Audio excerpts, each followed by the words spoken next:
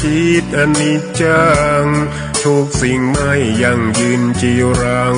ย่อมผุพังตามกาลเวลา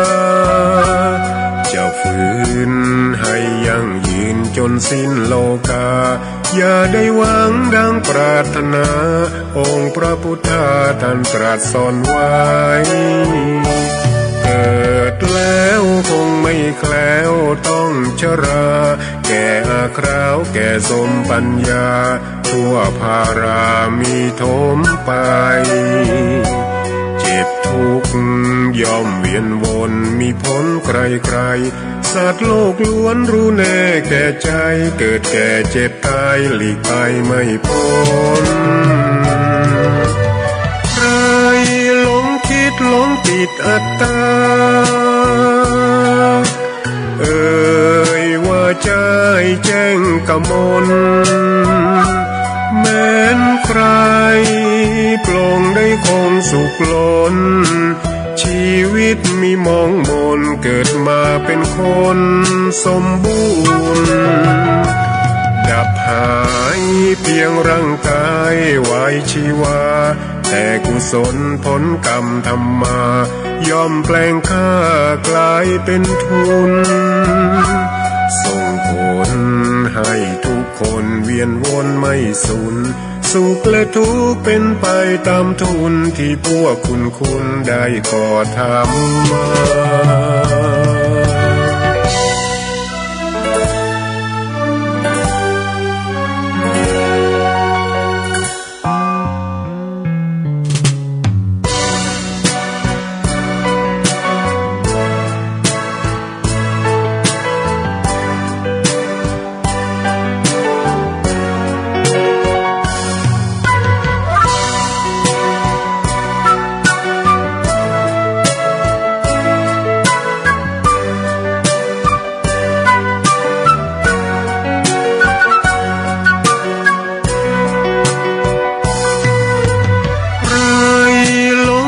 หลงติดอัตตา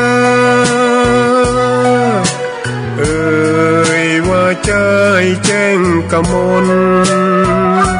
แม้นใครปลงได้คงสุขล้นชีวิตมีมองมนเกิดมาเป็นคนสมบูรณ์ดับหา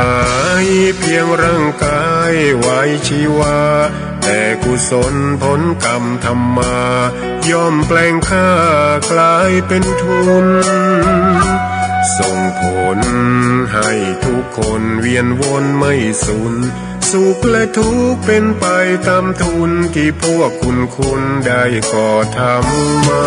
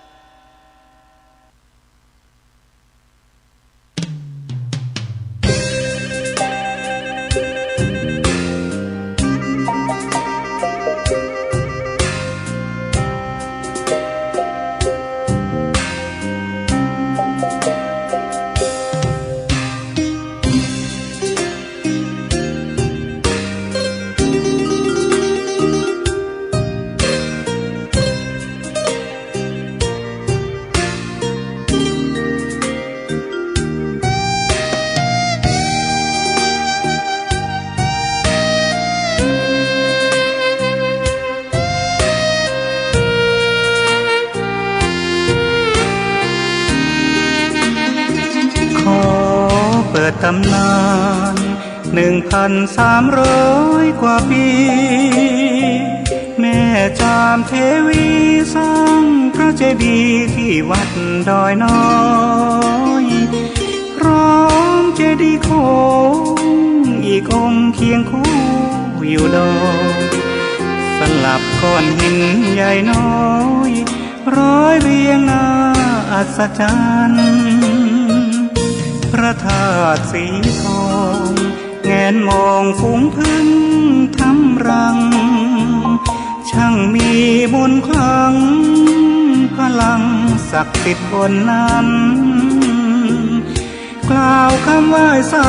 กราบสักการะคนลุกคนชัน สัมผัสถึงสายสัมพันธ์คงเป็นลูกหลานเคยร่วมสร้างบุญวัดดอยน้อยอยู่กลางยอดดอยโรยต่ออำเภอดอยเหล่าเขตติดต่อป่าสางลำพูนเดินทางปลอดภัยจากเชียงใหม่หรือสายลำพูนยินดีต้อนรับนักบุญมาร่วมสร้างทานบารมีตีสามตีสี่เปิดสถานีฟังตุลุงยองนักเทศเสียงทองชื่อเสียงดังก้องทั่วฟ้าธานีตัวจริงเสียงจริงวัดดอยน้อยแม่จามเทวีต้อนรับญาติโยมที่มีจิตศรัทธามาร่วมสร้างบุญ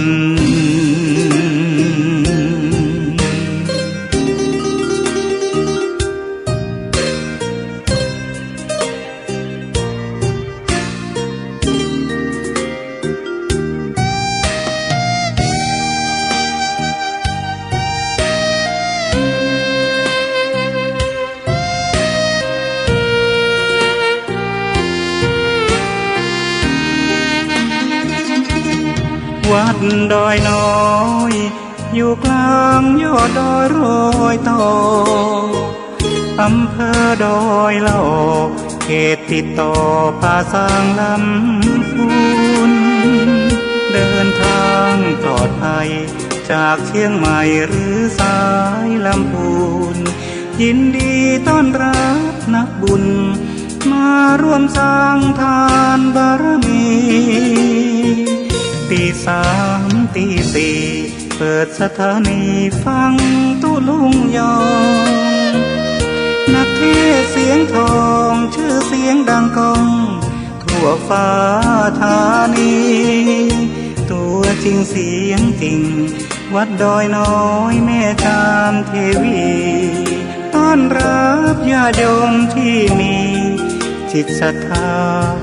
มาร่วมสร้างบุญ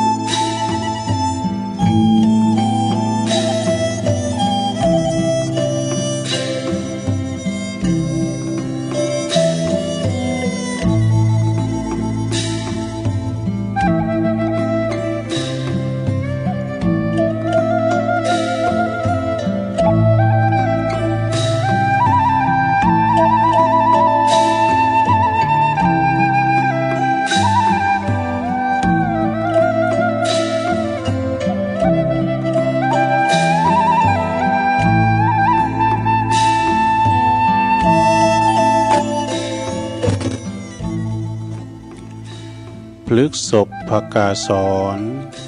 อีกุลชรอันปลดตรงโททนเสน่งคงสำคัญหมายในกายมีนรชาติวางวายมะลายสิ้นทั้งอินทรีย์สถิตทั่วแต่ชั่วดีประดับไว้ในโลกา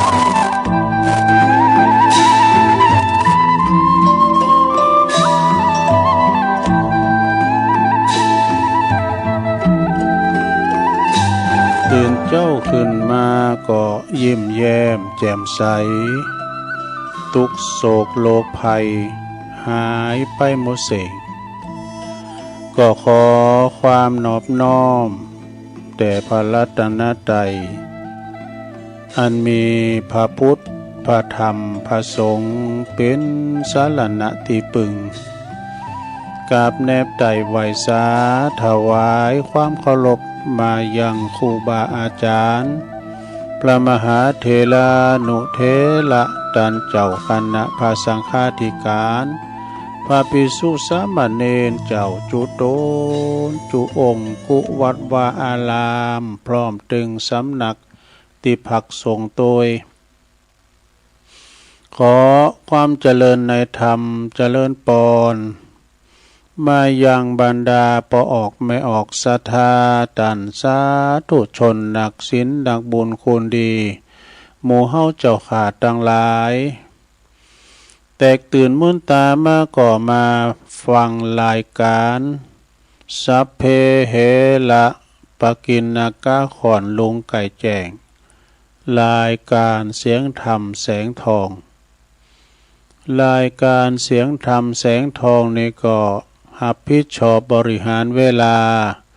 ดำเนินรายการโดยตนตัวแห่งอาตมาภาพเก่ากับผมตุลุงหนันชัยวัฒนาคเสโนจัดรายการอยู่ที่บุญห้องสงฆ์ของวัดพระธาตุดอยน้อยตำบลดอยหล่ออำเภอดอยหล่อจังหวัดเชียงใหม่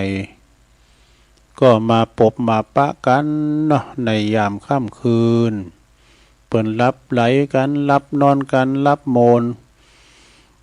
ยามเหมาะอีเวลาเหมาะอีมันรับหลุ่มดีนะรับแล้วก็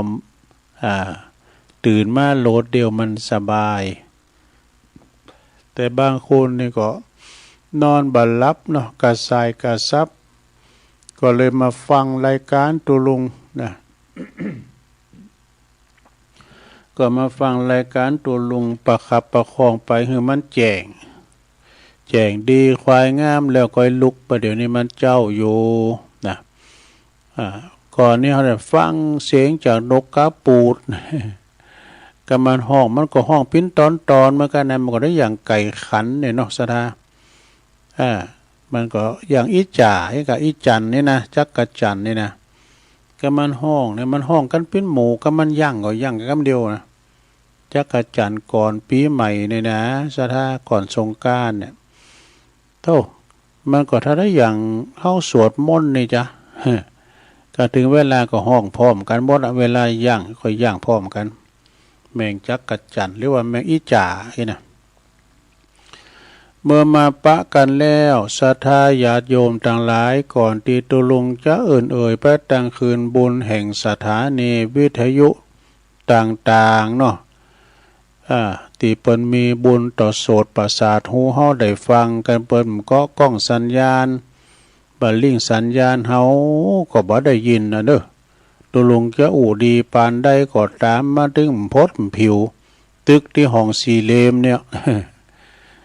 บัดเดี๋ยวนี้เปิ้นก็กล้องสัญญาณไปให้ศรัทธาได้ฟังกันถึงบ้านถึงจองเนาะก็เดียวก็เอ่ยเน้อสถานีเปิ้นน่ะ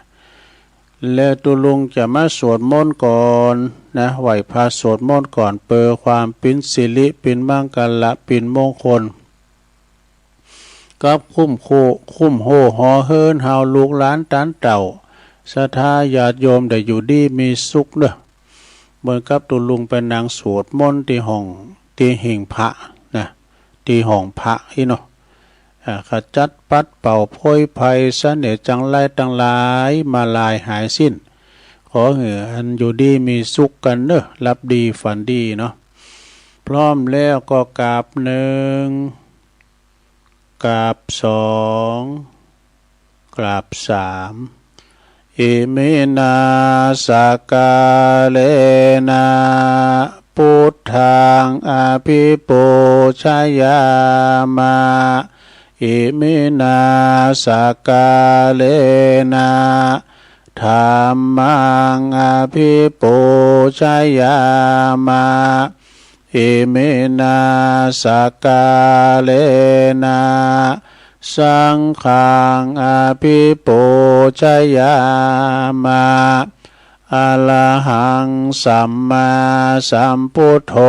ภควาพุทธังภควันตังอภิวาเทมิ สวากขาโตภะคะวะตาธัมโมธัมมังนามัสสามิสุปฏิปันโนภะคะวะโตสาวกสังโฆสังฆังนะมามินะโมตัสสะภะคะวะโตอะระหะโตสัมมาสัมพุทธัสสะนะโมตัสสะภะคะวะโตอะระหะโตสัมมาสัมพุทธัสสะนะโมตัสสะภะคะวะโตอะระหะโตสัมมาสัมพุทธัสสะอิติปิโสภะคะวะอะระหังสัมมาสัมพุทโธวิจาจารณะสัมปันโนสุขโตโลกวิโตอนุตตโลปุริสตัมมาสาลาธิสัทธาเทวมนุสสานังพุทโธภะคะวะติสวากาโตภะคะวะตาธัมโมสันติติโกอากาลิโกเอหิปัสสิโกโอปันนายิโกปัจจตังเวทิตาโปวินโยเหติสุปฏิปันโนภะคะวะโตสาวกสังโฆอุจจุปฏิปันโนภะคะวะโตสาวกสังโฆญายะปฏิปันโนภะคะวะโตสาวกสังโฆสามิจิปฏิปันโนภะคะวะโตสาวกสังโฆญาติตังจัตตาลิปุริสายุคาเนอัฏฐปุริสาปุคลาเอสาภะคะวะโตสาวกสังโฆอะหุนายโยปะหุนายโยตาคินายโยอัญจาลิกาลานิโยอนุตตลังปุญญเขตังโลกัสสติจายันโตโปธิยามุเลสักกายานังนันทิวัตตโนเอวังตวังวิจัยโยโหเหจัยสุจัยมังคะเลอัปปลาจิตตาปันลังเกสิเสปัทาวิโปคะเลอภิเสเกสัพพพุทธานังอากัปปะโตปโมทัตติสุนักตังสุมังคลังสุปาภาตังสุโหติตังสุขันโนสุโมโหโตจะสุเยทังพระมาจาลิสุปัทขินังกายกัมมังวาจากัมมังปัทขินังปัทขินังมโนกัมมังปณิทิเตปัทขินาปัทขินานิกาตวันนะลาพันตเถปัทขิเนสัพพิติโยวิวัจจันตุสัพพโลกวินาศตุมาเตภวัตวันตลายโยสุขิติกายุโกภวะอภิวาทนาสิลิสานิจังวุธาปัจจายโนจัตตาโลธัมมาวัฏันติอายุวันโนสุขังปะลังเอาแล้วเนาะศรัทธาญาติโยมต่างหลายตุลุงก็ปิ้นเก้าปิ้นโหนำสวดมนต์ไปปิ้นตีเรียบร้อยก็ขอกุณพาติตาไหลลัตนะผ่านแผ่วปาแก้วเจ้าทั้งสามประการเนาะ จงดลบันดาลมาปกป้องคุ้มครองรักษาพระพุทธศาสนาวัดวาอารามขวงแก้วทั้งสามเนาะมาปกป้องรักษาดูแลครูบาอาจารย์พระสงฆ์องค์สามเณรเจ้าเปิ้นอยู่กับวัดกับว่ามาเผยแผ่สัจธรรมคำสอนขององค์สมเด็จพระชินวรสัมมาสัมพุทธเจ้าเนาะแต่มาปิ้นหนอนเนื้อนาบุญศรัทธาได้มาทำบุญสักการะปูชากับไหวกันแต่มานำกึดนำสร้างมาปกสร้างห่างแป้งทาวรวัตถุศาสนวัตถุขุดน้ำบ่อก่อศาลาแป้งกำแป้งแป้งโบสถ์แป้งวิหารนี่มานำศีลน้ำตาลนำจิตน้ำใจปันศีลปันป้อนเหือปอออกศรัทธาเอาก็สนับสนุนกันไปเนาะศรัทธาเนาะพอออกไม่ออกก็ดีพอหลงไม่หลงก็ขอให้มีสุขภาพพลานามัยสมบูรณ์แข็งแรงเนาะกินข้าวลำกินน้ำลุงปิ้นลมโพลมใสของลูกหลานกันต่อไปตัวลุงก็ขอปิ้นกำลังอกกำลังใจอีปออีแม่ที่เดินเหินไปในตั้งใดบ้าใดก็เอาวิทยุเนี่ยเนอะปิ้นกู่ปิ้นกีมกันไปฟังนำฟังทำกันไปปอบ้านแม่บ้านก็ดีจะขับรถขับลาเนาะออกคุ้มออกโคกก็คือมีสติก่อนสตาร์ทรถมันหนักมันหลายตึงรถเปิ้นรถเฮาตึงได้ระวังนะอย่าไปประมาทพลั้งเผลอเนอะนะเพราะเดินทางแคล้วคลาดปลอดภัยทั้งขาไปทั้งขากลับนี่เอาละเนาะตอนนี้ก็จะได้เอ่ยไปในทางในสถานีวิทยุเนาะในเครือข่ายที่เปิดรับสัญญาณรายการธรรมะส่งเวลาตั้งแต่ตี 3 ถึง 5 โมงเนอะขอบคุณสถานี ขอบคุณสถานีวิทยุคลื่นพระพุทธศาสนาการศึกษาและวัฒนธรรมของวัดฝายหินเนอะตำบลสุเทพอำเภอเมืองเชียงใหม่FM 104.50 เมกะเฮิรตซ์เนอะโดยเมตตาบารมีธรรมอาจารย์พระครูสมุวิสุวัฒน์วรกิจโจอาจารย์เปิ้นลิงสัญญาณไปตั้งแต่ตุลุงทองจบแล้วเนาะองค์คลงในเมืองก็ฟังกันครอบคลุมกันหมดถึงหลายด้อยพุ่นน่ะ ขอบคุณสถานีวิทยุคณะสงฆ์อำเภอฝางตั้งอยู่ที่วัดพระพุทธบาทอุดมน้ำบ่อสาวาสำนักวิปัสสนาเนอะ FM 100.25 เมกะเฮิรตซ์โดยเมตตาบารมีธรรมหลวงพ่อท่านพระครูสุจิตานุรักษ์หลวงพ่อใหญ่เจ้าคณะอำเภอฝางเด้อขอบคุณทุกพี่เลินโดยเนอะเปิ้นลิงสัญญาณไปพี่น้องฝางไม่อายใส่ประการฟังกันหมักปวงหลงหลายขอบคุณสถานีวิทยุแดนดินถิ่นล้านนาตั้งอยู่ที่บ้านโฮงโงตำบลน้ำบ่อหลงอำเภอสันป่าตอง FM 103.50 เมกะเฮิรตซ์ โดยคุณรุจิสมบัติเงาคำยันอสมตัวนะลิงสัญญาณไปคืนนี้ไปไกลแพ้วหลายดอยแพ้พุนตรงสารดอนใจหมดเนอะขอบคุณสถานีวิทยุมนเสียงธรรมจากอำเภอแม่แจ่มนะอำเภอแม่แจ่มก็วัดบุผารามเนอะ FM 106.25 เมกะเฮิรตซ์ โดยเมตตาบารมีธรรมหลวงพ่อพระครูมงคลวิสิทธิ์หลวงพ่อเจ้าคณะอำเภอแม่แจ่มเด้อขอบคุณพระปลัดอุทัย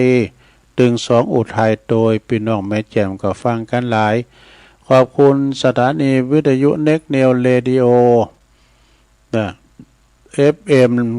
96.75 เมกะเฮิรตซ์ตั้งอยู่ที่บ้านโจงตำบลทุ่งขวาวห้างหุ้นส่วนจำกัดอนุสรณ์เรดิโอ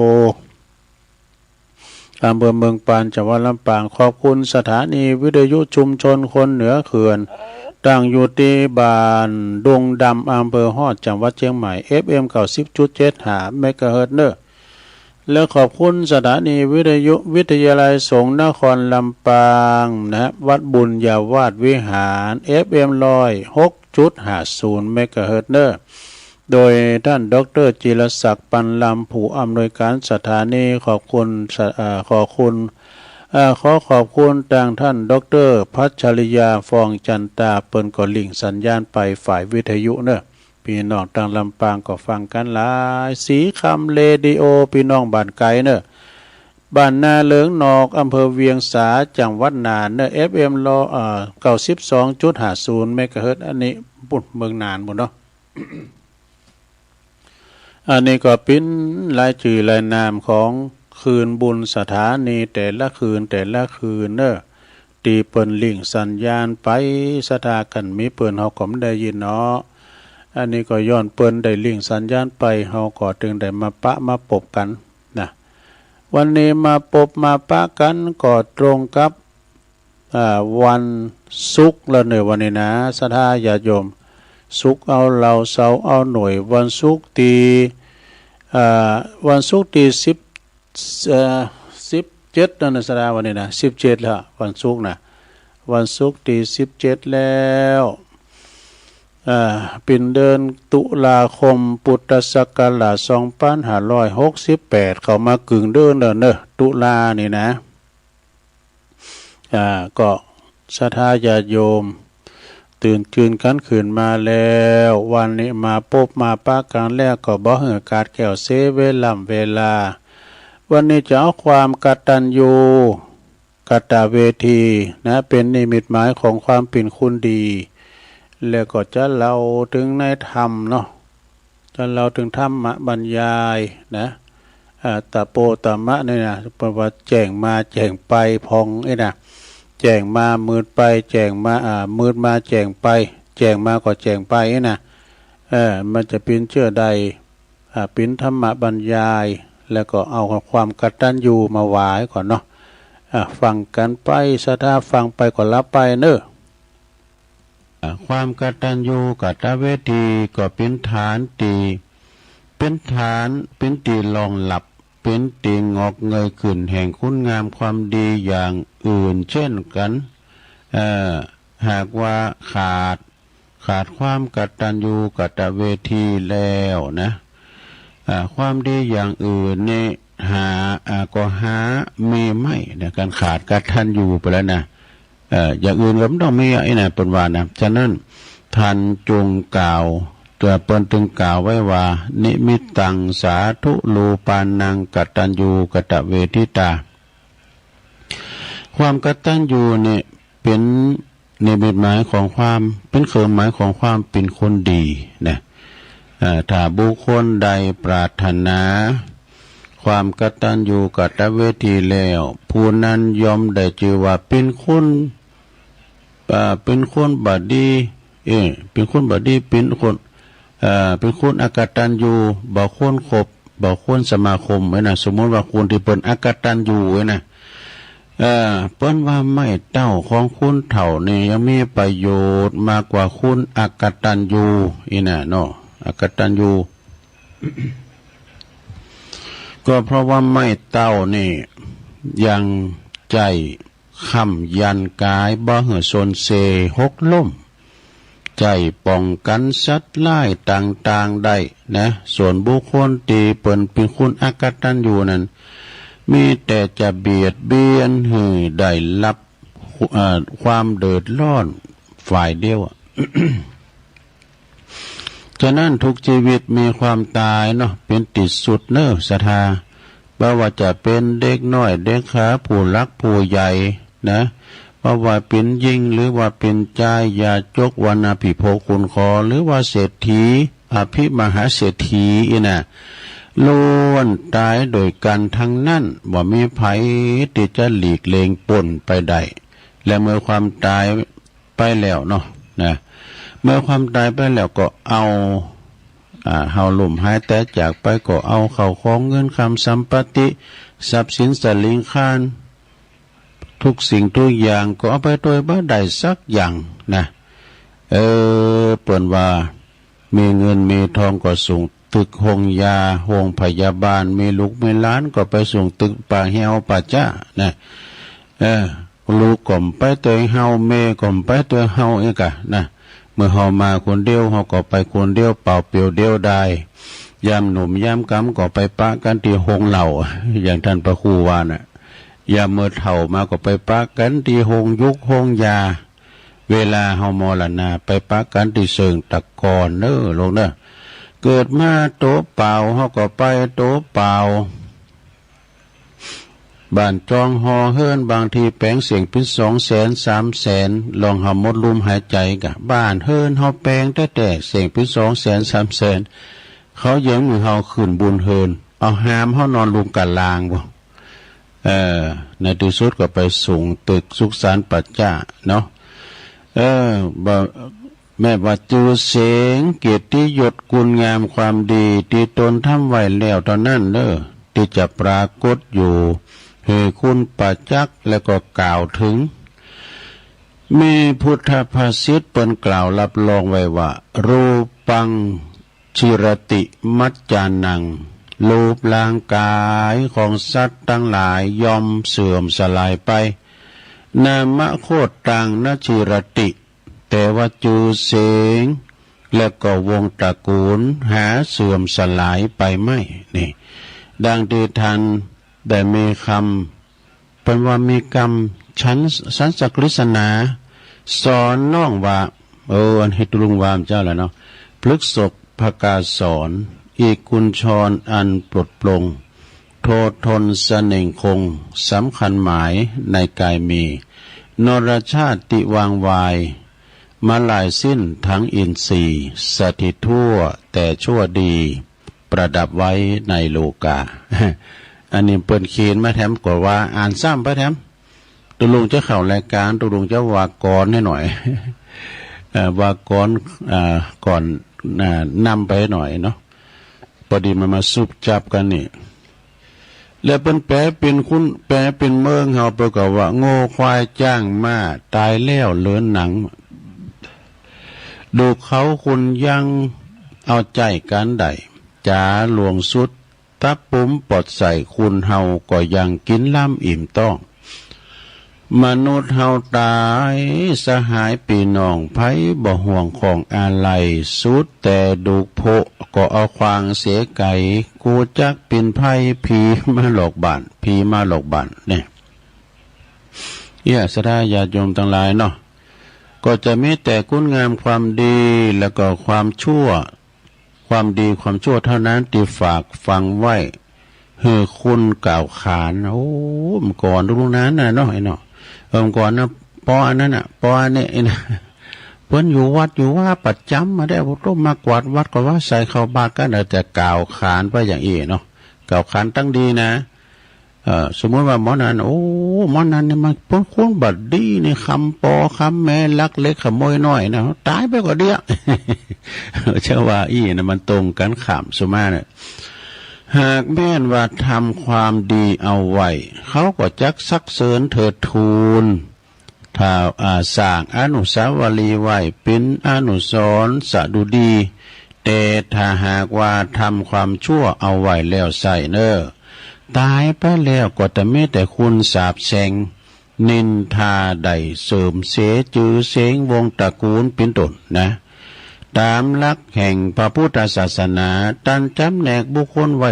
4จำโปกันเนอมีอย่างพอง1ตะโมตัมมะปรายโนนะพวกที่มันมืดมาแล้วก็มืดไปมืดมาแล้วก็มืดไปนะแล้วก็2โชติตามโมโชติปรายโนพวกที่ปนมืดมาแล้วก็สว่างไปแจ้งไปนี่อันนี้ดีเนอะข้อที่3โชติปรายโนพวกที่สว่างมาแล้วก็สว่างไปอันนี้ซ้ำดีข้อที่4โชติตมะปรายโนพวกที่ปนสว่างมาแล้วก็มืดไปอันนี้ขาดทุนแน่นอนพระจะอธิบายจำพวกที่1ก่อนนะคือมืดมาแล้วก็มืดไปนะเป็นอย่างใดเนาะบางคนเนี่ยเกิดมาแล้วก็มีกรรมติดตัวมาแต่กำเนิดเกิดมาละนะมีกรรมติดตัวมาแต่ก็ส่งผลให้กระทำกรรมส่งผลให้เฮาเนี่ยตกละกรรมลำบากหากินเพราะว่าอาการเลี้ยงชีพนี่ การหากินเลี้ยงชีพนี่ก็อดมื้อกินมื้อว่าเนาะอดขาบกินขาบเสาะเจ้าเสาะแรงกำขอกับพี่น้องเจ้าบ้านพองร่างกายก็ผสมประกอบพิกลพิการอีวะเกิดมาแล้วก็ใจชีวิตเหมือนถูกสาปหือมาเกิดต้องคอยขอทานจากผู้อื่นนี่เช่นว่าแต่เช่นนี้ได้เจอว่ามืดมาคือว่าเกิดมามีอัตภาพเป็นคุณได้อัตภาพเป็นคุณแล้วร่างกายประวันลำบากทั้งกายและก็ทั้งใจเมื่อเกิดมาแล้วก็ยังเป็นผู้ยังประมาทอยู่หลงไหลอยู่ในอบายมุขหาเล่งชีพโดยมิจฉาชีพมาฟักใฝ่ในการทำดีแทนที่จะเกิดว่าเฮาที่เกิดมาต้องลำบากนี่อย่างชาตินี่เพราะว่าเฮาเนี่ยบัดใส่ใจในการทำความดีไว้ตั้งแต่ในอดีตชาติจ้ะนะสร้างแต่กรรมบ่ดีไว้จ้ะในขันก่อนเนี่ยเอาได้สร้างบุญสร้างกุศลไว้จ้ะย่ำสุขคิดได้หน่อยเนาะผลของกรรมนั้นจึงมาตอบสนองเฮาก็ต้องทุกข์ละกรรมลำบากเช่นนี้นะแล้วก็พยายามทำความดีแก้ไขกับทำแต่บาปอกุศลต่อไปเอาบาปเป็นทุนเนี่ยเป็นว่านะเพราะว่าเอาบาปติดตัวไปอีกเช่นนี้เรียกว่ามืดมาแล้วก็มืดไปเนอสถาเนอข้อแรกนะต่อไปเป็นข้อที่สองเนี่ยลงนะพวกที่ว่าคือว่ามืดมาแล้วก็สว่างไปอันนี้ดีเนอะก็ได้แก่คุณที่เป็นเกิดมาแล้วเนาะสถาคุณที่เป็นเกิดมาดีบัดดีนะเกิดมาบัดดีอย่างใดก็คือได้รับแต่ความทุกข์ความลำบากยากเข็นใจในการหาเลี้ยงชีพกับหู้ซึกโตว่าได้ว่าเมื่อเฮาเป็นเช่นนี้เพราะว่าผลของกรรมชั่วในที่เฮาได้ทำไว้แล้วในการก่อนเนี่ยจัดแล้วปังหลังเฮาบ่ได้ทำดีไว้ลูกอย่ากันนั่นเลยดูเราพึงพยายามทำความดีเอาไว้โดยการหาเลี้ยงชีพในทางที่ชอบนะประกอบแต่กรรมดีงามที่ดีงามทำทานรักษาศีลเจริญภาวนาเอาไว้ความตามแต่โอกาสที่เราจะอำนวยนะขยันแล้วก็ในการทำมาหาเลี้ยงชีพจนว่าสามารถยกฐานะความเป็นอยู่แล้วก็จิตใจของตนเนี่ยสูงขึ้นได้นี่อันนี้เป็นวิกฤตเป็นว่าปรับวิกฤตเป็นโอกาสเนาะบุคคลจำพวกนี้มีบ่น้อยที่ปรากฏอยู่ในวงสังคมเฮานี่นะที่เกิดมาแล้วในตระกูลที่ต่ำต้อยแล้วก็สามารถพลิกผันตัวเองให้มีความเจริญก้าวหน้าเป็นที่ยอมรับนับถือของสังคมโดยทั่วไปบุคคลเช่นนี้เป็นเรียกว่ามืดมาแล้วก็สว่างไปคือต้นคดแต่ปลายตรงเป็นว่าอันต่อไปเป็นจำพวกที่สามนะลงเด้อจำพวกที่สามนี่เป็นจัดได้ก็คือพวกที่เป็นสว่างมาแล้วก็มืดไปสว่างมาแล้วก็มืดไปเป็นจัดได้ก็คือบางคนนะคุณบางคนเกิดมาในตระกูลที่ดีนะลงเด้อตระกูลที่ดีมีความสุขสบายบ่เดือดร้อนห้อนใจมันสังในการหาเลี้ยงชีพนะมีรูปร่างอวัยวะก็ครบถ้วนบริบูรณ์แต่ก็เป็นผู้ที่ประมาทบ่ขวนขวายในการทำคุณงามความดีมัวมุงแต่ความสุขสำราญใส่ตัวเองก่อบาปอกุศลกรรมเลี้ยงชีพโดยการอาการที่บ่ชอบเนาะเพิกเฉยต่อการหืดตานรักษาศีลเจริญเมตตาภาวนานะ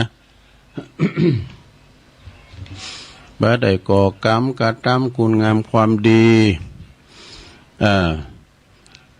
ทำแต่สิ่งที่ก่อให้เกิดจิตใจกระด่างกระเดืองว่าหยาบจ้าเมื่อสิ้นชีวิตไปแล้วยอมเข้าถึงอบายภูมิก็คือนรกเปรตอสุรกายแล้วก็สัตตลิสารอย่างนี้เป็นต้นบุคคลเช่นนี้ท่านเรียกว่าสว่างมาแล้วก็มืดไปนี่เหมือนกับเขาไปส่องสัตว์ก็ไปแผ่ไปป่าเนาะเอากลมบีไปนะ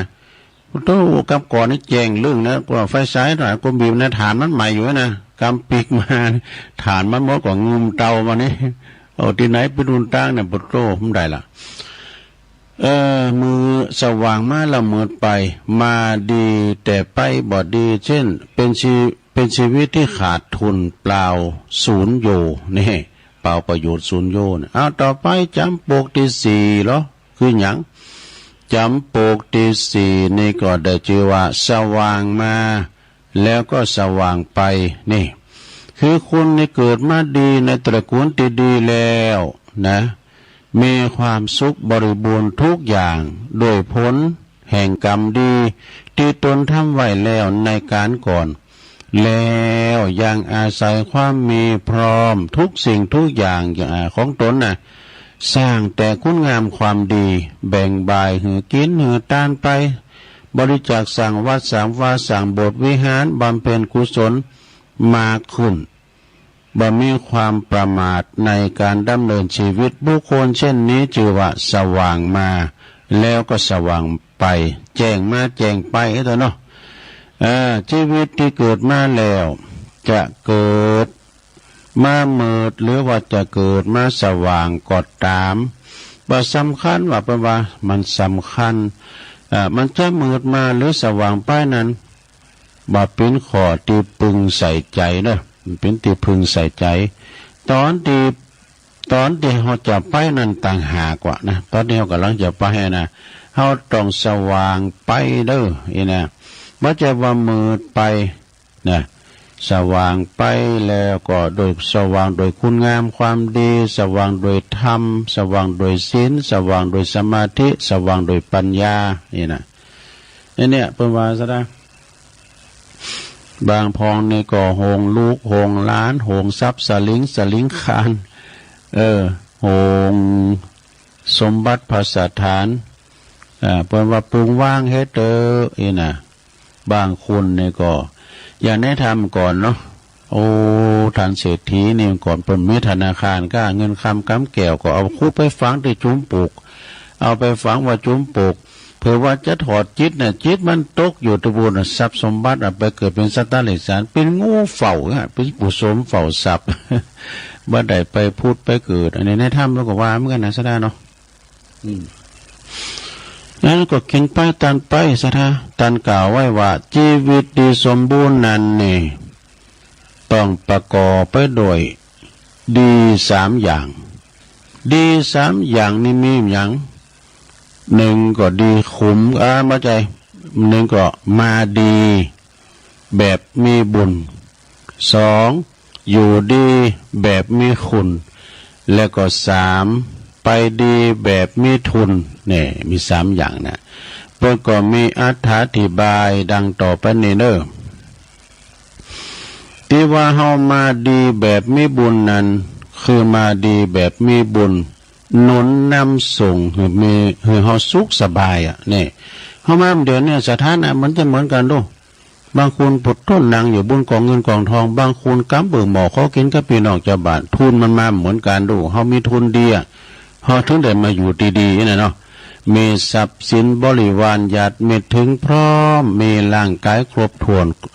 32บาเซองกะนะแล้วก็เช่นว่าตันเรียกว่ามาแบบมีบุญนี่เอามีบุญมาเกิดนะโอเกิดเป็นมนุษย์นี่ยากนะหลวงนะกิจโฉมนุสสปฏิลาโภเมื่อว่าเขาเกิดมาแบบมีบุญแล้วก็ต้องอยู่ดีแบบมีคุณนี่คุณอย่างคุณงามความดีแล้วก็ไปดีแบบมีทุนตัวอยู่ดีแบบมีคุณนั้นอยู่แบบไหนเปิ้นก็บอกว่าก็อยู่ โดยทำหน้าที่ของตนถึงพร้อม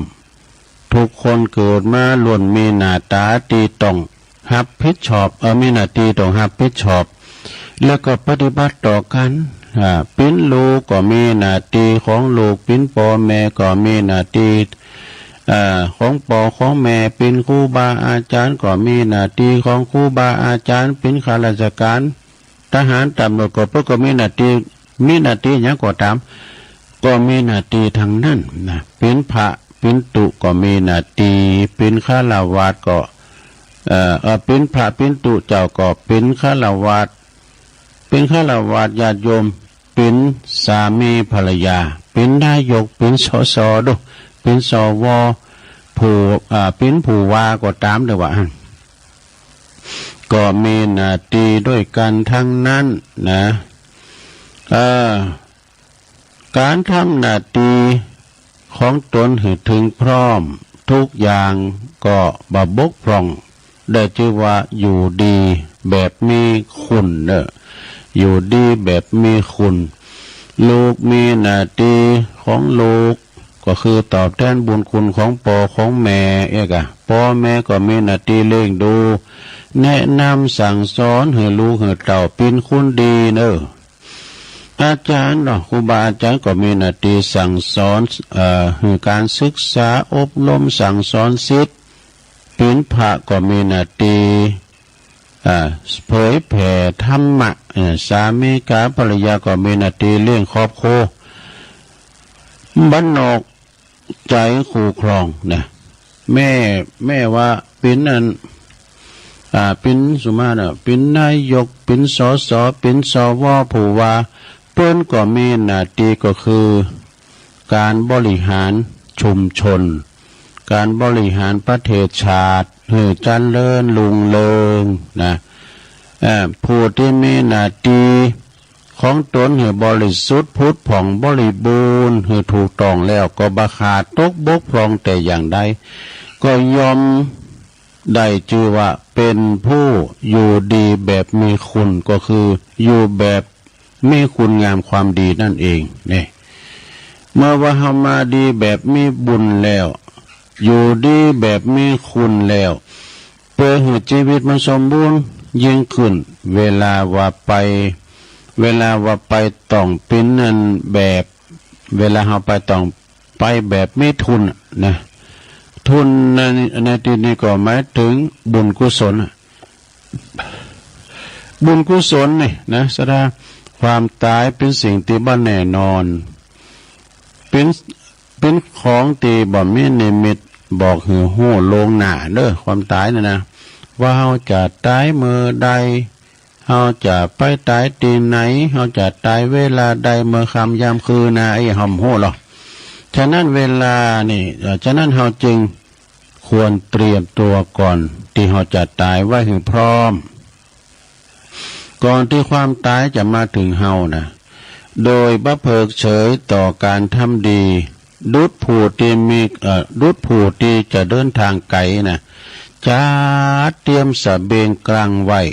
พร้อมแล้วนะแล้วก็พร้อมที่จะเดินทางไกลตลอดเวลานะบ่ภาวะพะวงกับสิ่งอันใดอันหนึ่งแล้วคือพร้อมนะการที่จะไปสู่โลกหน้าเบื้องหน้านี่พร้อมนะเปรียบเหมือนอย่างเปรียบใดกับการเดินทางไกลต้องเตรียมเสบียงนะปลาไทยยังข้าวห่อไว้ให้พร้อมเสบียงในที่นี้ก็คือสังก็คือบุญกุศลทำแล้วลงมีการหือตานรักษาศีลและก็เจริญภาวนาอย่างอี้เป็นต้นเพื่อว่าผู้ที่จะไปยังบุญกุศลนี่ถึงพร้อมแล้วเมื่อว่าเฮารับตาไปเลยว่าเมื่อเฮาลาหลับรับขันไปสู่ปรโลกไปไหนนะย่อมได้ชื่อว่าไปดีแบบมีทุนไปดีแบบมีทุนแล้วท่านทั้งหลายชีวิตของสัมพสัตว์นี่นะย่อมไหลเลือนเคลื่อนไปสู่ปากทางแห่งความตายโดยเสมอภาคกันนี่บ่มีไผที่จะหลอดพ้นไปได้นะดังที่เฮา ได้มาประจักษ์โดยตนเองในครั้งนี้เนาะโดยเป็นว่ามีผู้ตายฉะนั้นจึงรีบขวนขวายทำหน้าที่ของตนมันสร้างบุญสร้างกุศลเอาไว้หนักๆคนที่จะดีที่จะชั่วนั้นปัจจัยอยู่ที่ชาติกำเนิดเนอะต้นตระกูลแต่ว่าคุณจะดีจะชั่วจะเลวนั้นอยู่ที่การกระทำเนี่ยกรรมเท่านั้นที่จะจำแนกสัตว์หือดีหรือเลวสัตว์โลกต่างหลายทั้งมวลนี่ยอมเป็นไปตามกรรมของตนกำเนิดของคุณอันนั้นปัจจัยสำคัญ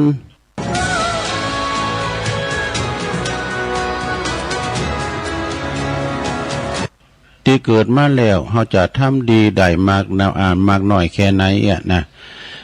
จะสว่างมาหรือว่าจะมืดไปก็ตามแต่ตอนที่เขาจะไปนะคือสว่างคือแจ้งไปวะนะคือแจ้งไปเกิดมาจะมีบุญหรือว่าบ่มีหรือว่าบ่สำคัญนี่นะเพราะว่าเกิดมาจะมีบุญหรือบ่มีนะบ่สำคัญแต่เกิดมาแล้วต้องอยู่คือมีคุณแล้วก็ต้องทำแบบมีทุนไว้ให้มากที่สุดนี่ในการทำบุญการทำบุญทำความดีนั้นว่าพึงทำบ่อยๆนี่แม่จะมีความดีเล็กๆน้อยๆแม่จะเป็นความเล็กๆน้อยๆ แต่ถ้าว่าเฮาทำบ่อยๆบุญนั้นมันก็จะเพิ่มขึ้นมาเลยดุดภาชนะเปล่านี่นะเปิดง่ายไว้กลางแจ้งเมื่อว่าฝนตกมาทีละหยดทีละหยาดก็ยังเต็มโดยน้ำชั้นใดการทำดีนั่นก็ดุดกันคือมันทำบ่อยๆจนเกิดเป็นนิสัยนะเกิดเป็นนิสัยอย่าลืมว่าเพียงคุณงามความดีเท่านั้นที่จะติดตามเกิดกูลเฮาไปช่วยเหลือให้เฮามีความสุขทั้งสองประวัติให้เฮามีความสุขใดในโลกทั้งสองนะคือโลกนี้แล้วก็โลกหน้าเนี่ยทั้งโลกนี้แล้วก็โลกหน้าเท่านั้นเตสนาวัสสาเนในการเป็นตีสุดแห่งพระธรรมเทศนาอันนี้ก็ขออำนาจคุณภาษีรัตนตรัยจงมาปกป้องคุ้มครองรักษาจงมาเป็นพลวัตปัจจัยเกิดกูลให้ท่านทั้งหลายจงมีความสุขมีความเจริญประสบแต่ความดีงามในปาลโลกนี้และปาลโลกหน้าอย่าได้ตุกล่อนอันใดสมดังเจตนาของท่านทั้งหลายพร้อมกันได้อยู่ดีมีสุขอายุมั่นขวัญยืนมีโจกมีใจได้เจริญไปโดยจตุรพิษและปอนใจอันมีอายุวันนะสุขภาละเหมือนกันจูผู้จูคนดังที่ตุลุงได้แสดงพระธรรมเทศนามานี่ก็หันว่าพอสมควรแก่กาลเวลาก็ขอสมมุติอยู่ที่ลงปรุงไว้เพียงเต่าอีเอวังก็มีด้วยประกาศนีสาธุสาธุสาธุจบลงไปศรัทธาญาติโยมเป็นธรรมบรรยายนำเสนอศรัทธาได้ฟังกันไปนำธรรมคำสอนขององค์พระสัมมาสัมพุทธเจ้าธรรมบรรณาการที่ครูบาอาจารย์ได้มาออกรายการนี่เข้าถึงชุมชนเข้าถึงตีเนาะเปิ้นรับเปิ้นนอนอยู่กันเปิ้นเปิดก็ฟังได้อยู่นอนอยู่ในตีนอนนี่นะตีเตาไฟกาตีปืนตะลางกลางโขงก้าหรือว่าจะไปทำการทำงานเมื่อเจ้าไปเก็บพักละอย่างตะแบกลุงจิตนี่ไปเก็บก็ติวไปตัวเหมือนตัวลุงไปแอวตัวโซนปุ่นฟังนำฟังทำไปเดี๋ยวเอาปอนนี่ก่อนนอกสถานเนาะเอาปอนทำเสียก่อน สปปิติโยวิวาจันตุสัพพะโลโกวินาศตุมาเตภวัตวันตรายโยสุขีติกายุโกภวะอภิวาทนาสีลิสนิจังวุธาปัจจายโนจัตตาโลธรรมาวัฏันติอายุวันโนสุขังปะลังเอาแล้วป้อนธรรมเนาะ เป็นป้อนธรรมไปสระ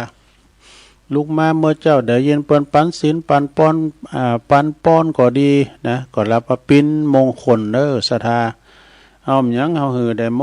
ดเปิ้นกินเปิ้นทานอันใดเฮาก็ได้ทานเนาะเปิ้นกินได้กินเปิ้นทานได้ทานเนี่ยมันสบายอกสบายใจกินทานไปเปิ้นว่าถ้าหาว่าผู้ใดเด้อผู้ที่หือวัตถุจือว่าเป็นผู้ให้เป็นอันหือผล6ประการ6อย่างเด้อคือว่า1ผู้ที่หืออาหารเป็นน้ำเป็นตาลไปนะอย่างเปิ้นมาออกโครงตาลก็ดีสังก็ดีได้ชื่อว่าหือกำลังเด้อได้หือกำลังได้บุญถึง2กำลัง2เบิ่งฝ่ายเด้อแต่มีการโครงตาลมีคุณกินมันก็สมมันทลากันนะมีคุณถากินมีโครงตาลมันก็ทลากันนะผู้ให้อาหารชื่อว่าให้กำลังนะ2ผู้ให้เครื่องนุ่งห่มนี่นะผ้านุ่งโคใบเขามันหนักลำไปหรือว่าอันใหม่ก็ดีเอาไปตานเปิ้นที่เปิ้นบ่มีเปิ้นหนาวใกล้นะก็ได้ชื่อว่าให้ผิวพรรณเนี่ยผิวพรรณวันนะเปล่งปลั่งงามอีเนาะศรัทธาข้อที่3ผู้ให้โยชยานพาหนะนะรถปินตานก็ตามเด้อนะมีดูบ่สมัยว่าเดี๋ยวนี้เปิดดึงตานกันดูรถก็จำเตอก็ตานเพราะซาเล้งบ่นะรถพงข้างเนี่ยแล้วว่ารถเคิงก้ามสังกาจำเตอก็ลูกเปิ้นได้ไปเสียแก่ชีวิตรถเคิงแบบโอ้ยแต่ขายก็เสียได้มันเอาไปถวายวัดอีกก็มีเคยหันเด้อรถเคิงกันเนี่ยนะเอาไปตานถึงวัดเฮนะก็พยมพระน้อยเขาก็เอาไว้ซื้อกับพี่น้ำปลากะเนาะ ก็ได้ชื่อว่าหือความสุขเนอะหือยานพาหนะนะหือรองเท้าหือเกือบหือแคบเป็นต้านก็ได้นะแคบนี่ก็มันก็เป็นยานโดสระก็เราทำได้ซุปแคบซุปเกือบอย่างนี้นะปดโตเตียวไปก็ยองเยาะเนอะยองเยาะอย่างแย่นี่นะโกน้ำปักทีนี่นะเนาะชื่อว่าหือความสุขเนอะ4ผู้ที่หือประทีปเตียนไฟตามหลอดไฟก็ตามตานเตียนก็ตามช้างก็ตามชื่อว่าให้ดวงตาเป็นทานเนี่ยจะชื่อว่าหือดวงตาเนอะตาใสเปล่งแจ้งเนอะสนะ5ผู้ที่ให้เสนาสนะหรือว่าตีอยู่ตีอาศัยหือเป็นทานได้ชื่อว่าให้ทุกสิ่งทุกอย่างเนี่ยหือทุกสิ่งทุกอย่างเนอะ6สุดท้ายผู้ที่หือทำปินต้านได้ชื่อว่าให้สิ่งที่ไม่ตายชนะการให้ทั้งปวงนี่อันนี้ก็ยิบยกมาเนอะหือ6อย่างปินอย่างอีเนอะก็เดี๋ยวจะเอาอันนี้มาว่าทำกรรมหนึ่งก่อนในชั่วโมงที่2ตอนนี้ก็จะยอบย่างให้กรรมก่อนเนาะครบชั่วโมงแล้วก็เดี๋ยวก็มาอู่กันต่อไปฟังรับลาโหกันเด้อก็เดี๋ยวตัวลงพักยอบย่างพักเบรกให้กรรมก่อนก็เดี๋ยวมาอู่กันต่อในชั่วโมงที่2เนอะเจริญพร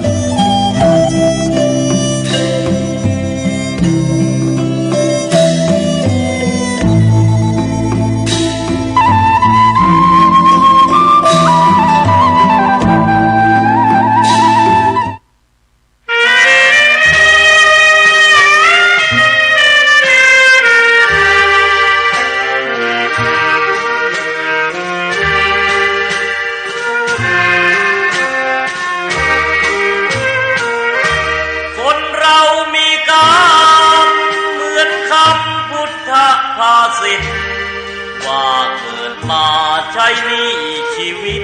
ลิขิตไปตามบาปกรรมสร้างมาเกิดมาเป็นคนบ้างมีบ้างจนเป็นธรรมดาเหมือนเป็นสัญญาโลกเรานี้นาเปรียบโรงละครเกิดมา ลที่เชิงตะกอนเหลือตัวล่อนจอนที่หลับที่นอนเหมือนกันคือโลกคนเรามีกรรมต้องทำกุศลไว้บ้างเพื่อแบ่งเบาหนี้บาปตามล้างคิดสร้างแต่บุญเป็นทุนเชื่อมโยงอย่าหยิบอย่าช่วยหาทางร่ำรวยด้วยการกินโกงแม้นตายเข้าลงบาปกรรมเพราะโกงติดตามเรื่อยไปถึงเป็นเศรษฐีมั่งมีเงินทองเพียงใดหมดลมแล้วไม่อาจนำเงินไปได้เลยสักคนเวรกรรมตามทานเห็นกันด้วยตาก็บ่อยเข้าอยู่ในคุกไม่ใช่น้อยไม่ค่อยจดจำในความทุกข์ทนสวรรค์ในอกและมีนรกในดวงกมลขอเตือนทุกคนว่ามีหรือจนไม่เห็นสำคัญหมดลมหายใจแล้วไปนอนเรียงเคียงกันที่ป่าช้านั้นไม่พ้นมือฉันพวกสัพพะเลอ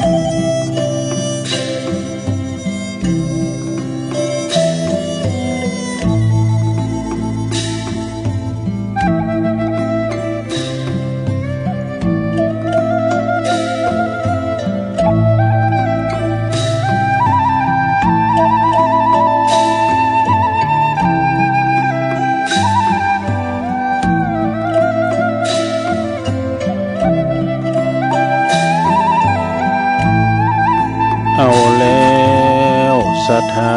สาธุชนญาติโยมทั้งหลายเนาะตัวลุงก็พักเบรกพักครึ่งนั่งมึนลำไปก็เจ็บหลังเจ็บแอวลุกยกย้ายไปมาเนาะเตียวไปเตียวมายืดเส้นยืดสายก็แล้วก็มาจิบน้ำลงคอมานั่งอู่กันต่อในชั่วโมงที่สองเนอะขณะนี้ตันตังหลายก็กำลังฟังรายการสัพเพเหระปะกินนกะขอนลุงไก่แจงรายการเสียงธรรมแสงทอง ดำเนินรายการโดยตุลุงยองเนาะมานางอู่นางจ๋ากันในชั่วโมงที่สองเนอะขณะนี้ปินเวลาอยู่4:06 นะตี4:06ตื่นกันมาพองแล้วบอศรัทธาญาติโยมต่างหลายพองก่อนนอนอยู่ในที่นอนหันก่อนไปลุกมาเตอมันเจ้าอยู่อีน่ะเนาะแต่ว่านี่ต้องขอโทษกับปออกศรัทธาด้วยเนอะเพราะว่าบ้านนี้ได้ออกรายการที่จริงตุลุงก็ลุกมาตามปกติเปิดเพลงไปเน็ตมันลุ่มเน็ตมันบดีเนอะศรัทธาตี 1 ตี 2ฝุ่นตกนักเนอะตึงฟ้าแพะฟ้าห้องนะต่างงานดอยหล่อนี่นะก็เลยไม่ได้จัดรายการสักกัมดาวานี่เพราะว่าอันอุปกรณ์ไม่อำนวยเน็ตบ่ค่อยดีเน็ตลุ่มไว้นะวันนี้ยังแควหน่อยวันนี้มีปัญหาฝุ่นก็บัดตกเนาะ วันพุธนี้จะเป็นวันเสาร์ก็ปกติเหมือนกันเนอะพวกนี้ก็จะมีกิจกรรมยกวัดมาบ้านกิจกรรมยกวัดมาบ้านก็หมายความว่าเราก็จะมีการจินตนาการนี่กันเนาะจินตนาการเหมือนวัดเหมือนว่าเราไปวัดไปว่าเราก็จะได้โยงขันศีลโยงขันเข่าโยงขันสุมากันนี่กันนะศรัทธาเนาะตามแบบเบาที่ได้ทำกันมาเนาะในช่วงที่สองในตุลุงก็จะนำเสนอนะที่เคยเคยจะไปเกี่ยวกับว่าเฮานี่เป็นความโชคดีมีบุญแถมวันหนึ่งเนอะแน่เกิดมาตื่นมาก็มีลมหายใจค่ายนะบทเก่าบทเดิมแบบว่าเกิดตื่นมาก็ได้ฟังฟังธรรมก้าได้ฟังอันนั้นอันนี้แล้วมีโจกอย่างใดเดี๋ยวลองฟังพอเนื้อศรัทธามีโจกมีใจก็ได้ฟังฟังธรรมนะเป็นมีคนมาฟังกันเรื่องธรรมคำสอนมรดกธรรมกายนะเป็นคุณเป็นผู้เทวตื่นมาแล้วก็มีความโจกดีนะลูกมาเมื่อเจ้าก็ได้ฟังได้บุญกันแล้วอันนั้นเป็นบุญเป็นกุศลกันแล้วเนาะตื่นมาเมื่อเจ้าก็ได้มีลมหายใจก็เป็นบุญแล้วนะ ตื่นมาแล้วก็ยังมีบุญอยู่ยังมีลมหายใจอยู่เนาะโชคดีที่สุดแล้วศรัทธาญาติโยมต่างหลายเอาเกิดมาเนี่ยได้มาอยู่ในเมืองเหนือแบบทางบ้านล้านนาเฮาตื่นเช้าขึ้นมาเปิ้นว่าตื่นมาตอนเจ้าตอนหนึ่งไปจนถึงเขานอนมีคนมาอวยพรเนี่ยตุลุงก็ปันป้อนแล้วเจ้าสปีติโย ได้สวดมนต์นำไปแล้วนะมีคุณส่งความสุขเนี่ยก็ขอความสุขกายสุขใจจงบังเกิดกับศรัทธาญาติโยมเนี่ยกะมีเรื่องขำมาเราฟัง เอาหันหน่อยเอาเน่หน่อยป้าใส่ลุงนานคู่หนึ่งนะเพิ่นว่าเพิ่นฟังแบบมาเต็มใจตัวลุงว่านะว่าอย่างว่าเป็นภาษาขมัวเหมือนขนาด ตีตอมมีบตอมมาตอมตีตายอันตรายนะมึงไป อันนี้คำตุลุงทองเป็นอมตะได้แหละการมึงตายลูกมาเป็นกำพร้านะมึง ขมุไปฟังธรรมลูก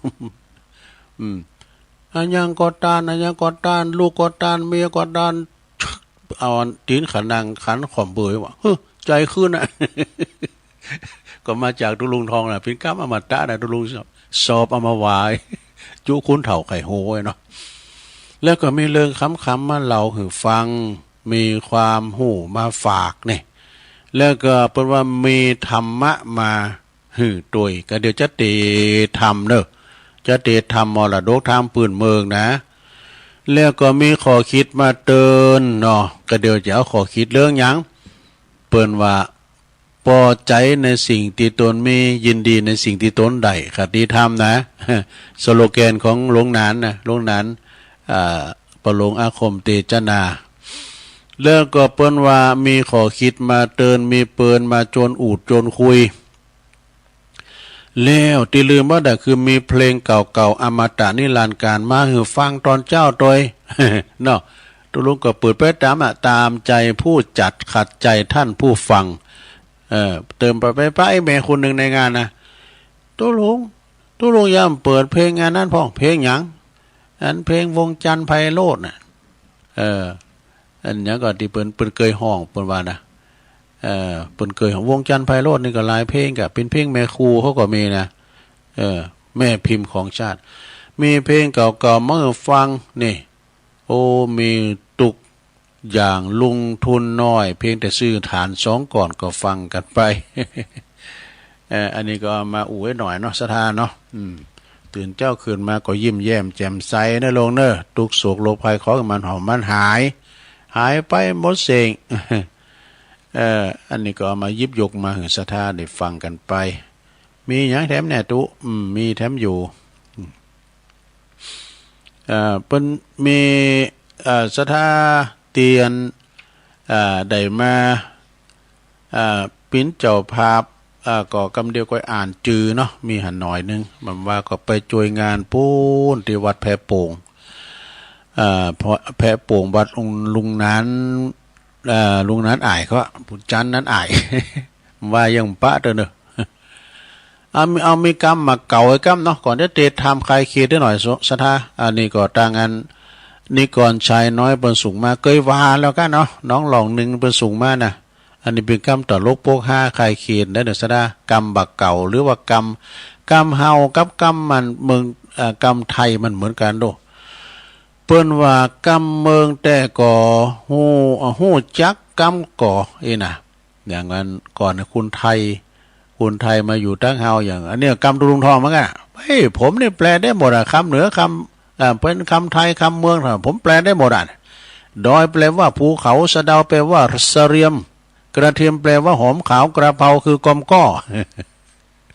มะละกอแปลว่ามะกล้วยเทศผักกระเฉดแปลว่าผักหลานน้องฟักทองคือฟักแก้วเขี้ยวแปลว่าฟันขันแปลว่าสลุงกระบุงแปลว่าเปียด อันนี้เป็นน้ำอย่างเนื้อนี่นะเปิดวันหนึ่งอ่องอ้อนี่อ่องอ้อในหูจักเปิดแอปอ่องอ้อ แอปอ่องแอนะเนาะสองกลางจ่องเนี่ยอันนี้ถูกต้องนะกลางจ่องนะกลางจ่องก็คือลมนะสามเป็นว่าบัตรอมแทบโอ้หายใจฟูฟีพอตายอย่างบัตรอมแทบอันนี้ก็กรรมของตุลุงทองนะ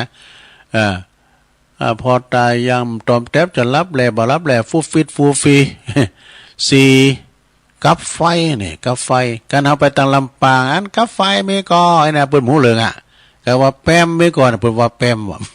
กรรมมันเหมือนกันนะเนาะกับไฟนะ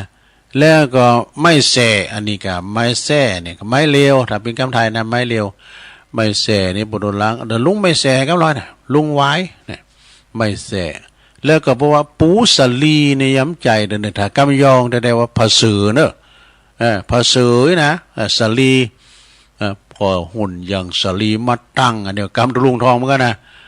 งามให้ก็บ่หายบุตรพออย่างสลีมาตั้งก่อนนะเปิ้นตุ๋ยตุลุงทองนะ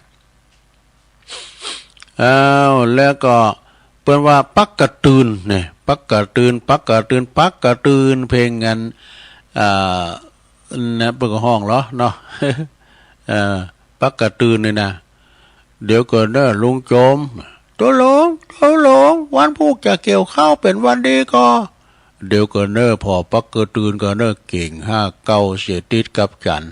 โอ้วันพุกนี่เป็นวันบ่ดีเด้อลุงโจมเป็นวันใจยาทึดมันมาเป็นอย่างก้ามันจะแน่สัก2%นี่จ้างคนไว้เป็นชาวบ่แล้วดู จ้างคนไว้เป็นชาวบ่แล้วอ่ะปักกระตืนต่อไปลูกกุยนี่หุ่นจักอ่ะหลงลูกกุยก็คือกำปั้น กำปั้นไม่มีรูลูกกุยนะ แล้วก็กลางสุดนี่กลางสุดกลางมุ่งนั่นเองกลางสุดนี่นะมาบตานี่มาบตาก็คือโมกตาใส่นั่นแหละนะ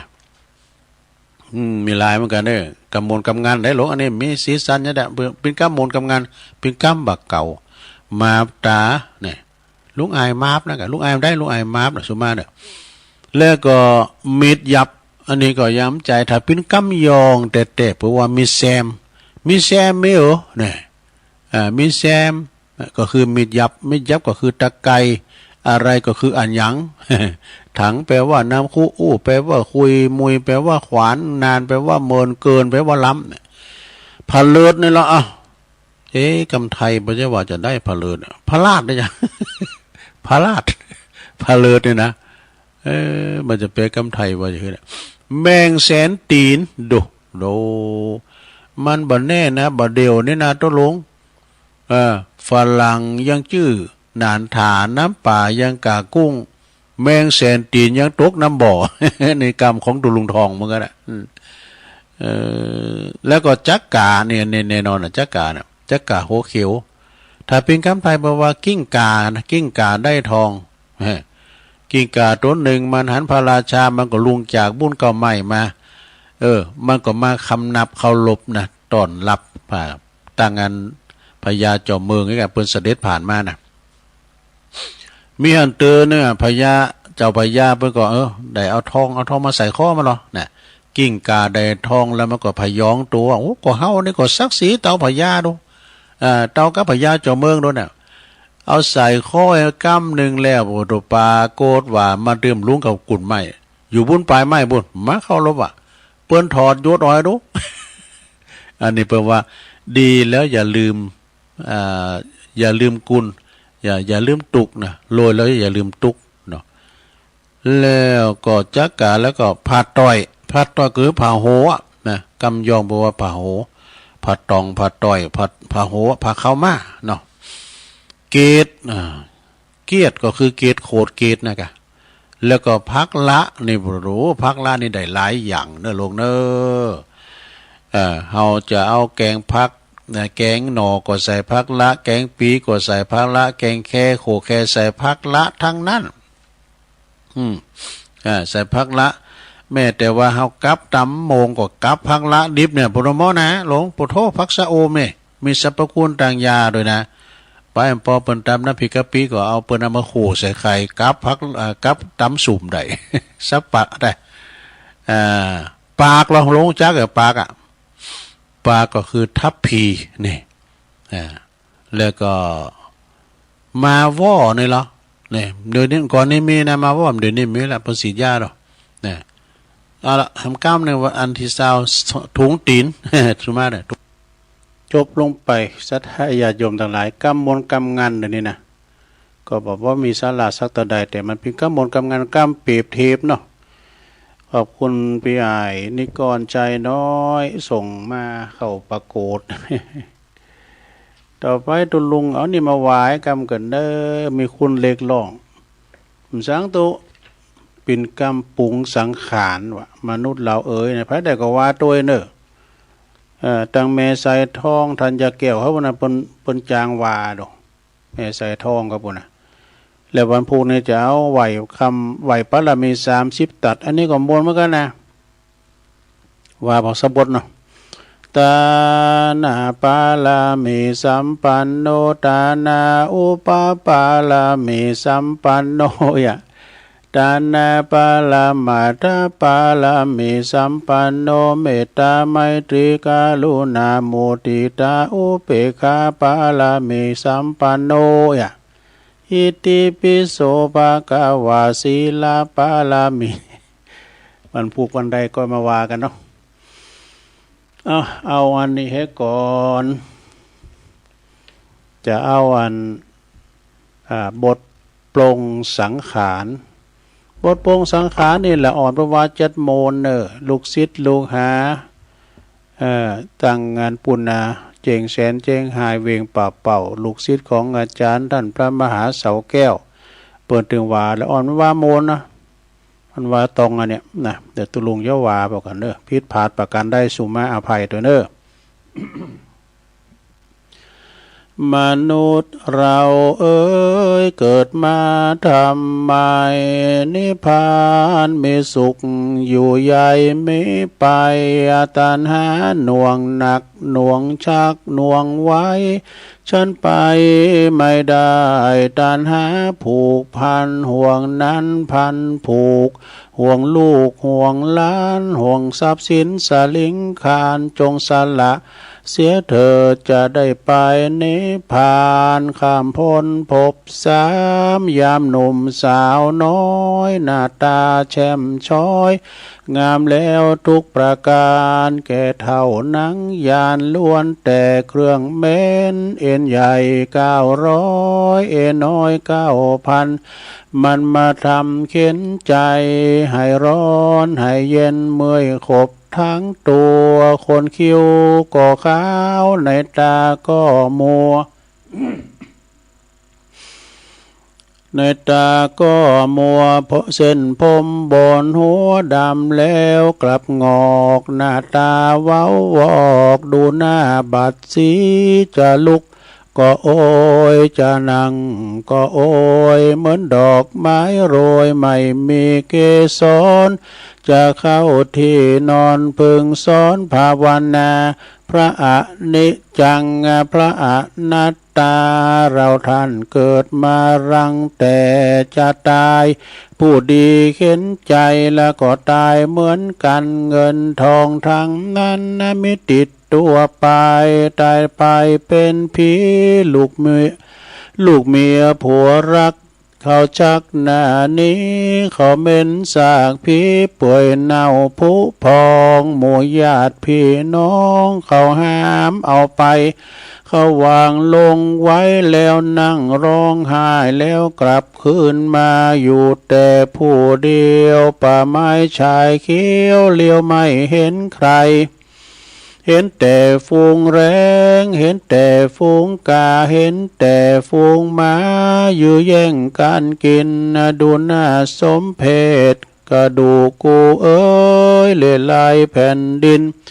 แรงกามากินเอาเป็นอาหารเที่ยงคืนสังงัดตื่นคืนมินานไม่เห็นลูกหลานพี่น้องเผ่าพันธุ์เห็นแต่นกเขาจับเจ้าคุยกันเห็นแต่นกแสกร้องแรกแหกควันเห็นแต่ฝูงผีร้องไห้หากันมนุษย์เราเอ้ยอย่าหลงนักเลยไม่มีแก่นสารอุตส่าห์ทำบุญคำจุนเอาไว้จะได้ไปสวรรค์จะได้ทันพระพุทธเจ้าจะได้เข้าพระนิพพานอหังวันทามิสัพพโสอหังวันทามินิพพานะปัจจโยตุ จบลงไปลงเอ้ยว่าเต้น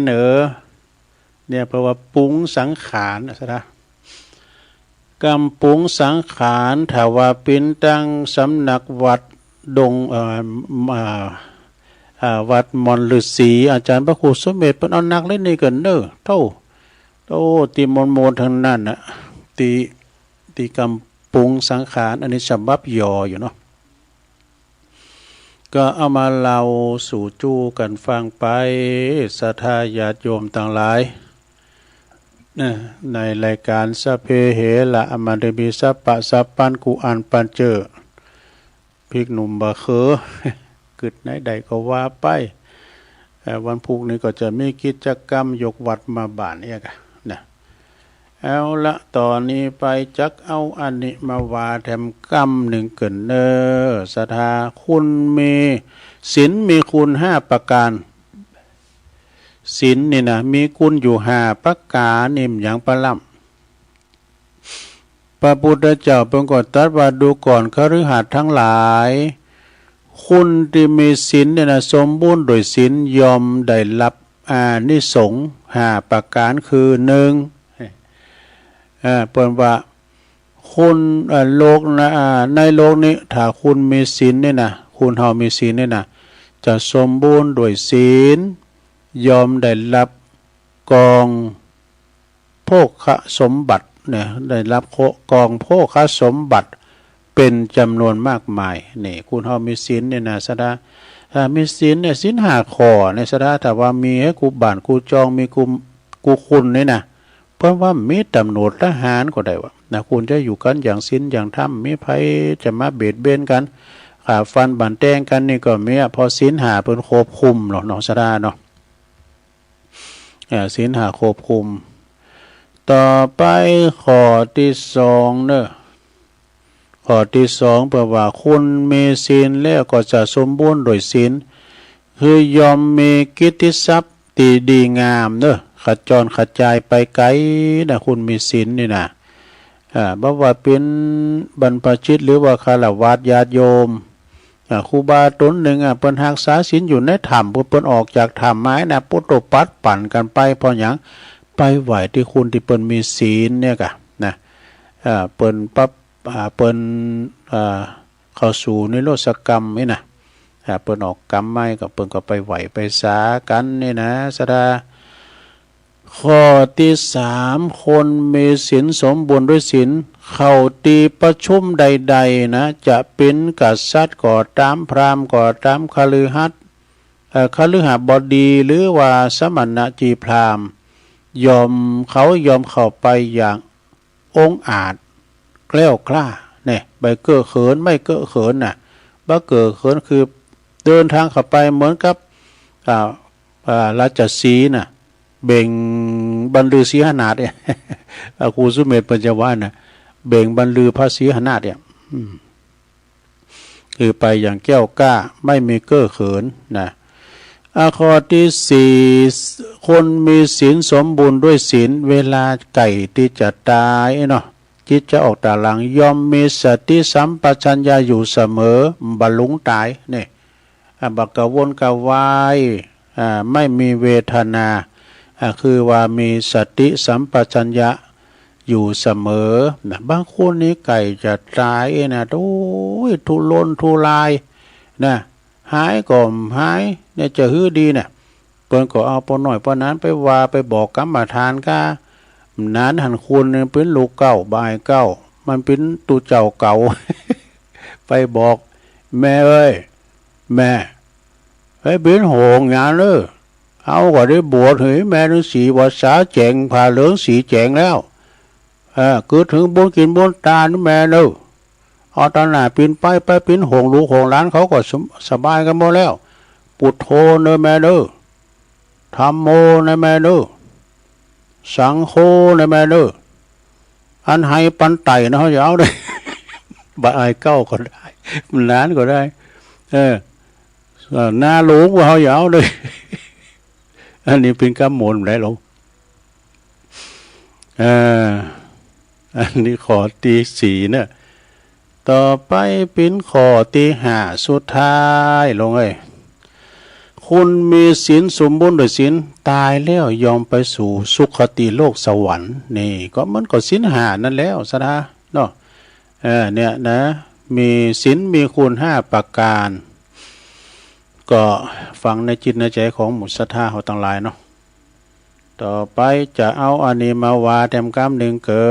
นสูตรอายุยืนฟังไว้แล้วโน้เลยสูตรอายุยืนนี่นะมีอย่างปลาล่ำมี6 อก็ได้ดูเนี่ย6 อเกินออาหารออากาศ ออารมณ์ออาจมออาชีพออกกำลังอดเอาอีก อันโอวัดอินมีแหละวาลินมาได้เอาอที่1ก่อนได้ลงเนอะก็ที่1อที่1อาหารนี่สถาอาหารการกินนี่จะทำให้ชีวิตของเฮายืนยาวเลือกก็บ่มีโรคภัยไข้เจ็บมาเบียดเบียนนั้นก็ต้องรับประทานหือปินเวลาเนอะกินอาหารครบ5 หมู่ หมู่ที่1หมู่ที่2อย่างบ่คือมันมีปิดมีภัยบ่เดี๋ยวนี้พุทธอันตรายกินน้ำได้น้ำกินก็บ่ได้เหมือนกันเนอะสถาเนาะพักไม่ใส่คือพริกหนุ่มบะเขือเนี่ยกันมียาปราบศัตรูพืชมันบ่มีหน่วยนะเพื่อก็บำรุงร่างกายมันบำรุงให้มันหน่วยก้าหยังก้าเนี่ย ขานาจีนนี่เป็นยังหือมีเนื้อแดงเนี่ย พักไม่แส่เคยในบางทีเนี่ยนะซะนะมันก่อสารปิดมันก็สะสมในร่างกายมันก็นะมาปิดโต๊ะข้างนะทำเฮาเป็นโรคภัยไข้เจ็บต่างๆก่อนจะมีโรคเก่าเบาหวานไขมันน่ะยังหมดเลยนะความดันก็เดี๋ยวนี้มันมีไปหมดไปโรงยาเตอหนึ่งหมอก็บอกว่ามีโรคหนึ่งไปทำเตอก็มีทำโรคนี่ อาจารย์จะคุณเนาะเปิ้นบอกว่าถ้าว่าไปกันเฮาฮู้โตเฮาเองน่ะเฮารักษาสรีระร่างของเฮาดีๆนะอันใดมันดีกินก็กินได้นะอันนั้นเนี่ยมันต้องไปหาหมอก็ได้ กินอาหารที่บ่มีพิษภัยบ่มีพิษภัยฮู้ประมาณในการบริโภคโภชเนมตัญญูตาจะไปกินหนักลำไปจุนปตุยเลิก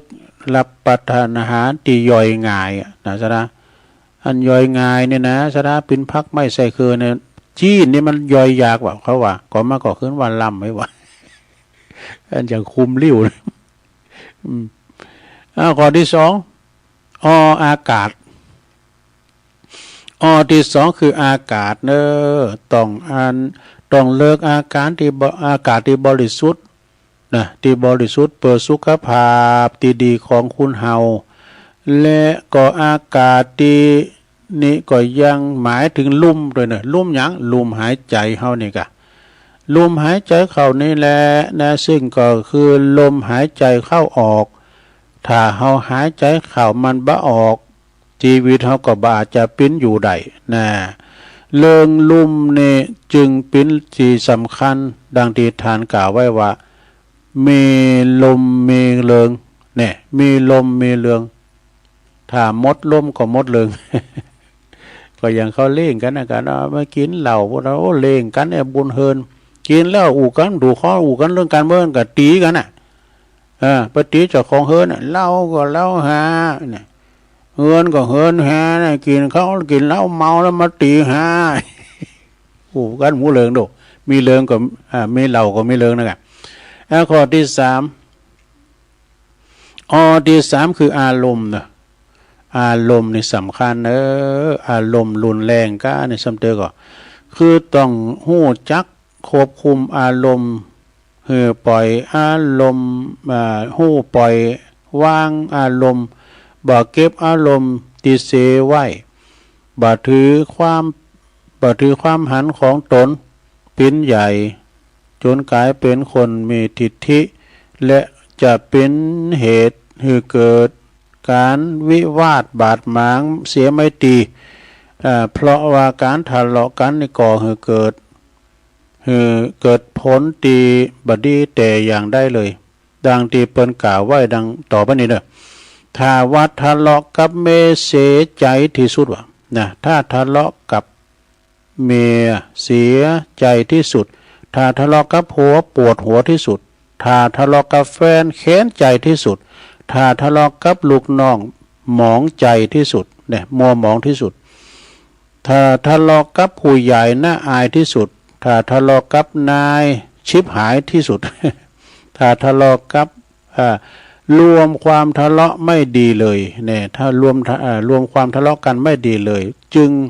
ไม่ควรกระทำนี่ไปผิดกันเนอโลเนอหักกันแป้งกันไปหักกันเหมือนปีดีกันเหมือนน้องปองดองกันเสมือนหยาดเนี่ยกันเอาผิดกันเฮ็ดเตอเนยนะโอ้เข้าหน้ากันติดแล้วเนอะนะถึงจะไปขอโทษจะฮือก็ตามเถอะมันหมางใจกันเวลาเหมือนกับแก้วมันแตกมันแล่นเวลามาดึงหอยมาดึงหายน่ะปวดตูมยังก็ปั๊บปวดตรงก่อนในเลี้ยงควายเอาควายไปเข้าสวนบ่ได้บ่มาปั๊บเสียง300โอ้บ่เดียวมันตายขิ้งไปกะโอ้โตมไปแล้วเด้อโตๆกึดอย่ามาขี้ยำกึดอย่ามาฮอดก่อนนั้นเอาควายเข้าสวนเดียวปั๊บเอา300มันมายังติดอยู่ในใจนั่น300น่ะ อันบ่เดียวเนี่ยควายละอ่อนเขาไปเลี้ยงควายไปเข้าสวนบ่ได้บอกเขากับนี่พอดีๆเนาะไอ้กะนั่นนี่เป็นปีพี่น้องกันอยู่ดอกที่4อาจมนี่ก็คือการขับถ่ายนั่นเองต้องระวังสุขภาพนะอย่าให้ท้องผูกและก็ควบคุมแล้วก็ควรถ่ายให้ปินเวลา จะช่วยให้สุขภาพดีขึ้นนี่ครับถ่ายเนี่ยนะมันสำคัญนะสถากินแล้วมันถ่ายก็ไม่ได้เนาะแล้วมันต้องระบายเนาะที่5อาชีพนี่ก็ต้องอาชีพที่สุจริตเนอะถ้าประกอบอาชีพที่บ่สุจริตก็เปรียบเทียบเอาคนอื่นเนาะก็จะเป็นผู้ที่ถูกฆาตกรรมจะเป็นเหตุให้ถูกฆาตกรรมนะถ้าบ่สุจริตทุจริตนี่นะเนาะซึ่งเป็นการทำให้ร่างกายมีโรคชนิดหนึ่งคือตายก่อนเวลาอันสมควรได้แน่ต่อไปข้อสุดท้ายสถาข้อที่6ที่6คือออกกำลังออกกำลังนี่ก็สำคัญเหมือนกันสถาญาติโยมนั่งกินแล้วนอนผีปันป้อนในวันเจ็ดเตอมันไม่ได้ออกกำลังนะอย่างนั่งมึนเนี่ยก็เหมือนกันนะเน็ตนะกับยังจะอินเทอร์เน็ตนะยังก่อนเน็ตเอาแสนขานี่เน็ตสายลูกโยกย้ายค่ายเตียวพองนี่ออกกำลังเนี่ยเนาะที่6คือออกกำลังกาย ต้องออกกำลังกายสม่ำเสมอเพราะว่าร่างกายกำลังเพราะว่าการออกกำลังกายเนี่ยการจะช่วยให้สุขภาพดีซึ่งเป็นอุบายจะช่วยต้านทานโรคภัยไข้เจ็บให้ได้อย่างดีแน่อันนี้คือออกกำลังกายแปลว่าสุขภาพดีไม่มีขายถ้าอยากได้ต้องออกกำลังกายนี่ออกกำลังกายเนาะสถาเนาะ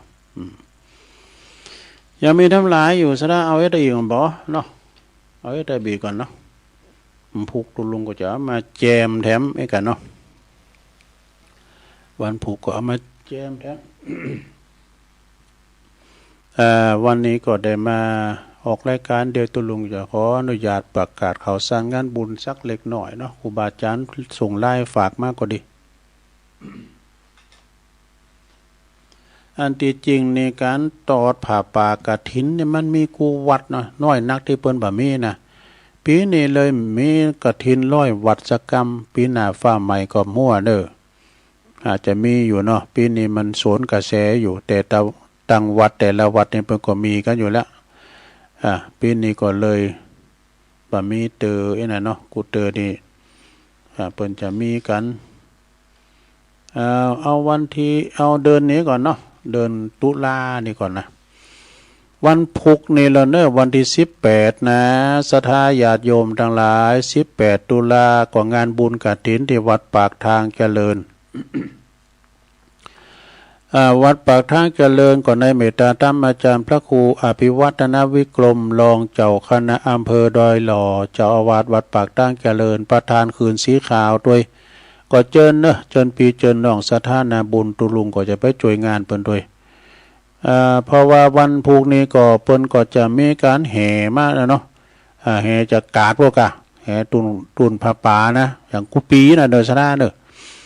ไปอยู่ตินในตั้งใดเนาะอาจารย์พระครูเพิ่นก็ว่าเอาหมอกปลายพอดีตุลุงเอาไปลุ้นกันปุ้น11 ธันวางานแต่เปิ้น11 ธันวาเนี่ยปีนี้เปิ้นเอาใหญ่นะแต่ว่าตุปี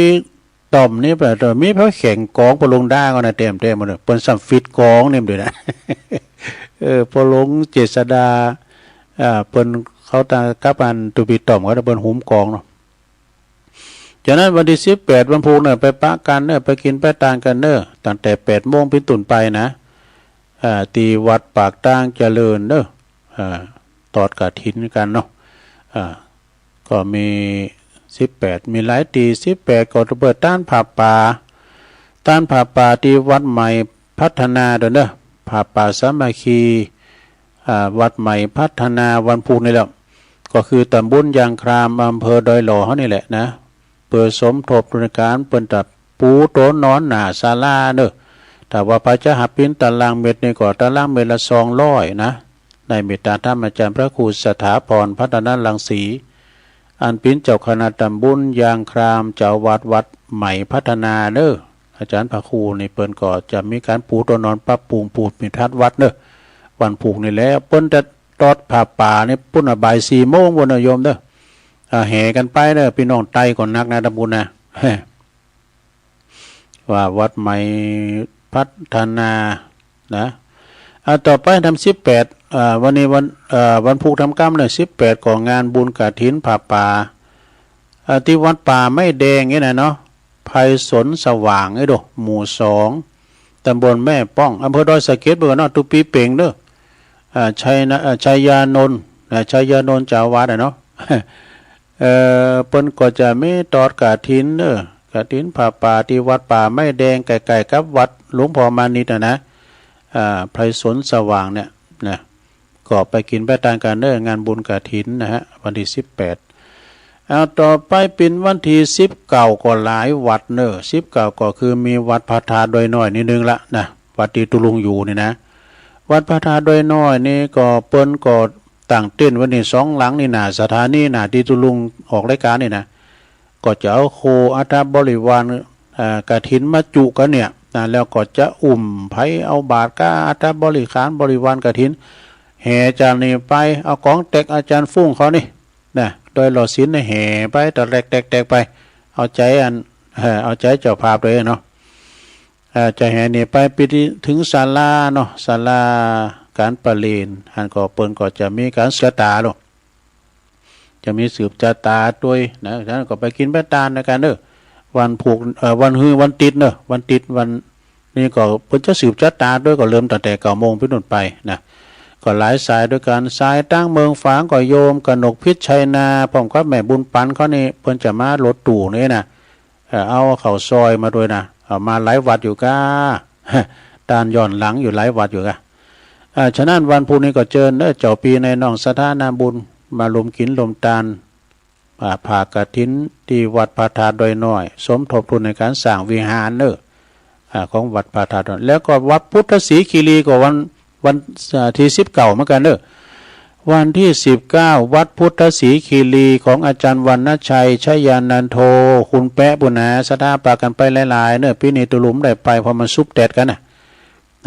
แต่ว่าท่านพระมหาสมชาตินี่เปิ้นจะไปนอนบุละนะไปนอนคืนเนี่ยกะคืนวันที่19เนาะคืนวันที่18เนาะ19เปิ้นก็มีงานแล้วเปิ้นก็มีหลายสายนะสถาตั้งแต่กัลยาณิวัฒนากานี่วัดห้วยเขตแห่งของกายนะเปิ้นจะมากันไปกินไปทานกันแล้วก็วัดสันเมืองด้วยสันเมืองก็ตีพระอาจารย์เน้นหลักปัญโยนันท์นะประหลวงสมชายเขาเนาะเพิ่มบุญมาเขาเนี่ยนะท่านพระอธิการอิทธิกรตุปีโยโย่นะตีวัดสันเมืองตำบลหนองหลองอำเภอหนองเวียงหนองหลองก็วันที่19เหมือนกันเนาะแล้วก็วันที่19เหมือนกันวัดพรหมมงคลท่าล้อในเมตตาท่านพระอธิการอธิกรวรยาโนตุปีวันใหม่ก็เหมือนวันที่19นะสดาวันที่19เหมือนกันมันแตดกันไปหมดมันแตดกันไปหมดสดาญาติโยมแล้วก็ในวันที่อันนี้ทั้งรอดเนี่ยเดี๋ยวก่อนอันนี้เป็นวันที่2วันเอา31ทำกรรมเนาะ25ทำวันนึงก็ที่วัดฝายหิน25ตุลานะวัดฝายหินติดตั้งแห่งสถานีนะสถาญาโยมจะไปลืมมช25ตุลางานบุญกฐินที่วัดฝายหินตั้งเมตตาธรรมอาจารย์พระครูสมุวิสุวัดวรกิจโจตุปีหนุ่มเขาตุปีตะวันเขาเนี่ยนะเปิดจะตอดวันที่25เหมือนกันนะวัดมอนปิ่นฝางด้วยตุปีเลินนะอันนี้ก็ท่านมหาสมชาติเปิดจะไปจ่วยตัวตุลุงก็ติดงานอยู่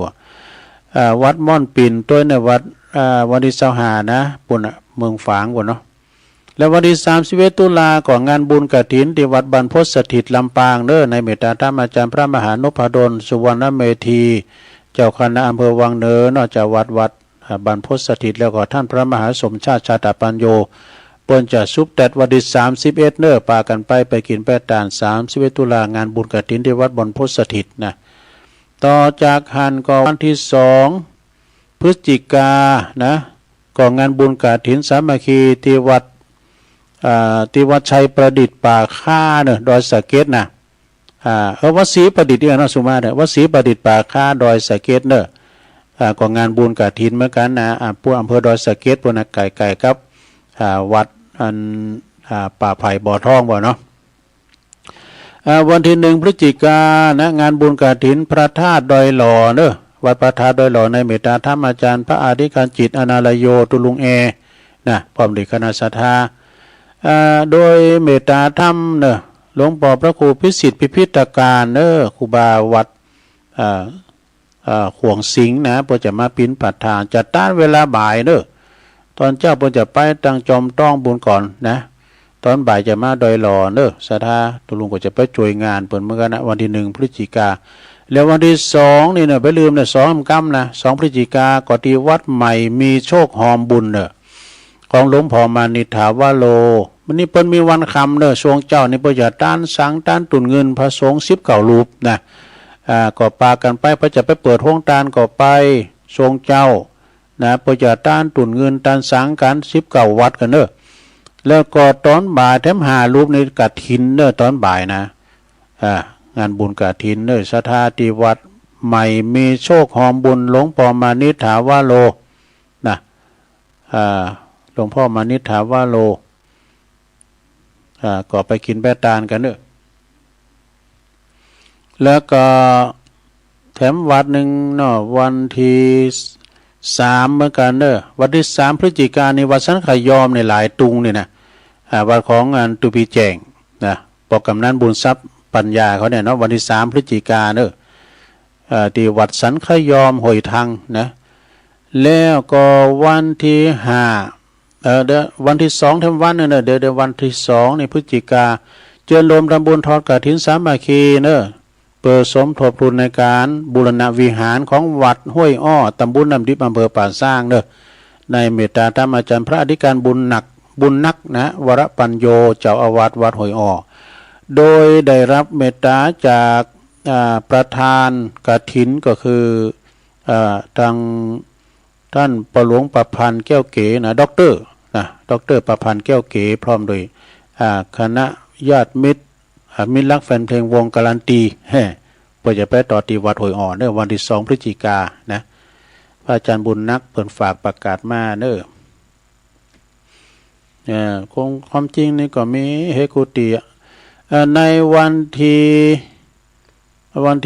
5เนาะวันที่5นี่ก็เปิ้นจะมีวันที่3 ที่ 4ก่อนนะ3 4 พฤศจิกายนนี่เปิ้นจะมีงานต่างทำโรงเด้อที่วัดศรีทรายมูลกู่ไร่มือเด้อวันที่3นี่ก็ตอนเจ้าก็จะมีการทำบุญตักบาตรแล้วก็จะมีการตานเขาวงกฏด้วยวันที่4นั้นก็เตธรรมมหาจัดวันคำเด้อที่วัดศรีทรายมูลกู่ไร่มือแล้ววันที่5 พฤศจิกายนก็เป็นวันลอยกระทงพอดีเปิ้นจะมีงานยกยอชัดพระธาตุเจดีย์ที่วัดใหม่หนองหอยเนอะในเมตตาธรรมอาจารย์ท่านพระครูสังวรยติกิจเนอะนี่ก็เป็นข่าวสารงานบุญเนาะศรัทธาญาติโยมทั้งหลายตอนนี้ก็ศรัทธาญาติโยมก็ไก่ที่ไหนก็ไปที่หันความจริงมันจะมีกุฏินะสำหรับงานบุญกฐินก็ดีที่บ่มีเนี่ยก็มีไปน้อยสำเร็จมันก็กฐินตกหล่นพองก้าตกข้างพองก้าอีนะศรัทธามันก็มีไปน้อยอยู่ฉะนั้นก็ขอบคุณเนาะศรัทธาญาติโยมอันนี้ตั้งเมตตาธรรมคนดีเป็นว่าจะคือคนดีเดินไปไหนไผก็ทักนี่นะคนดีมีคนหักไผก็สนนะไผก็สน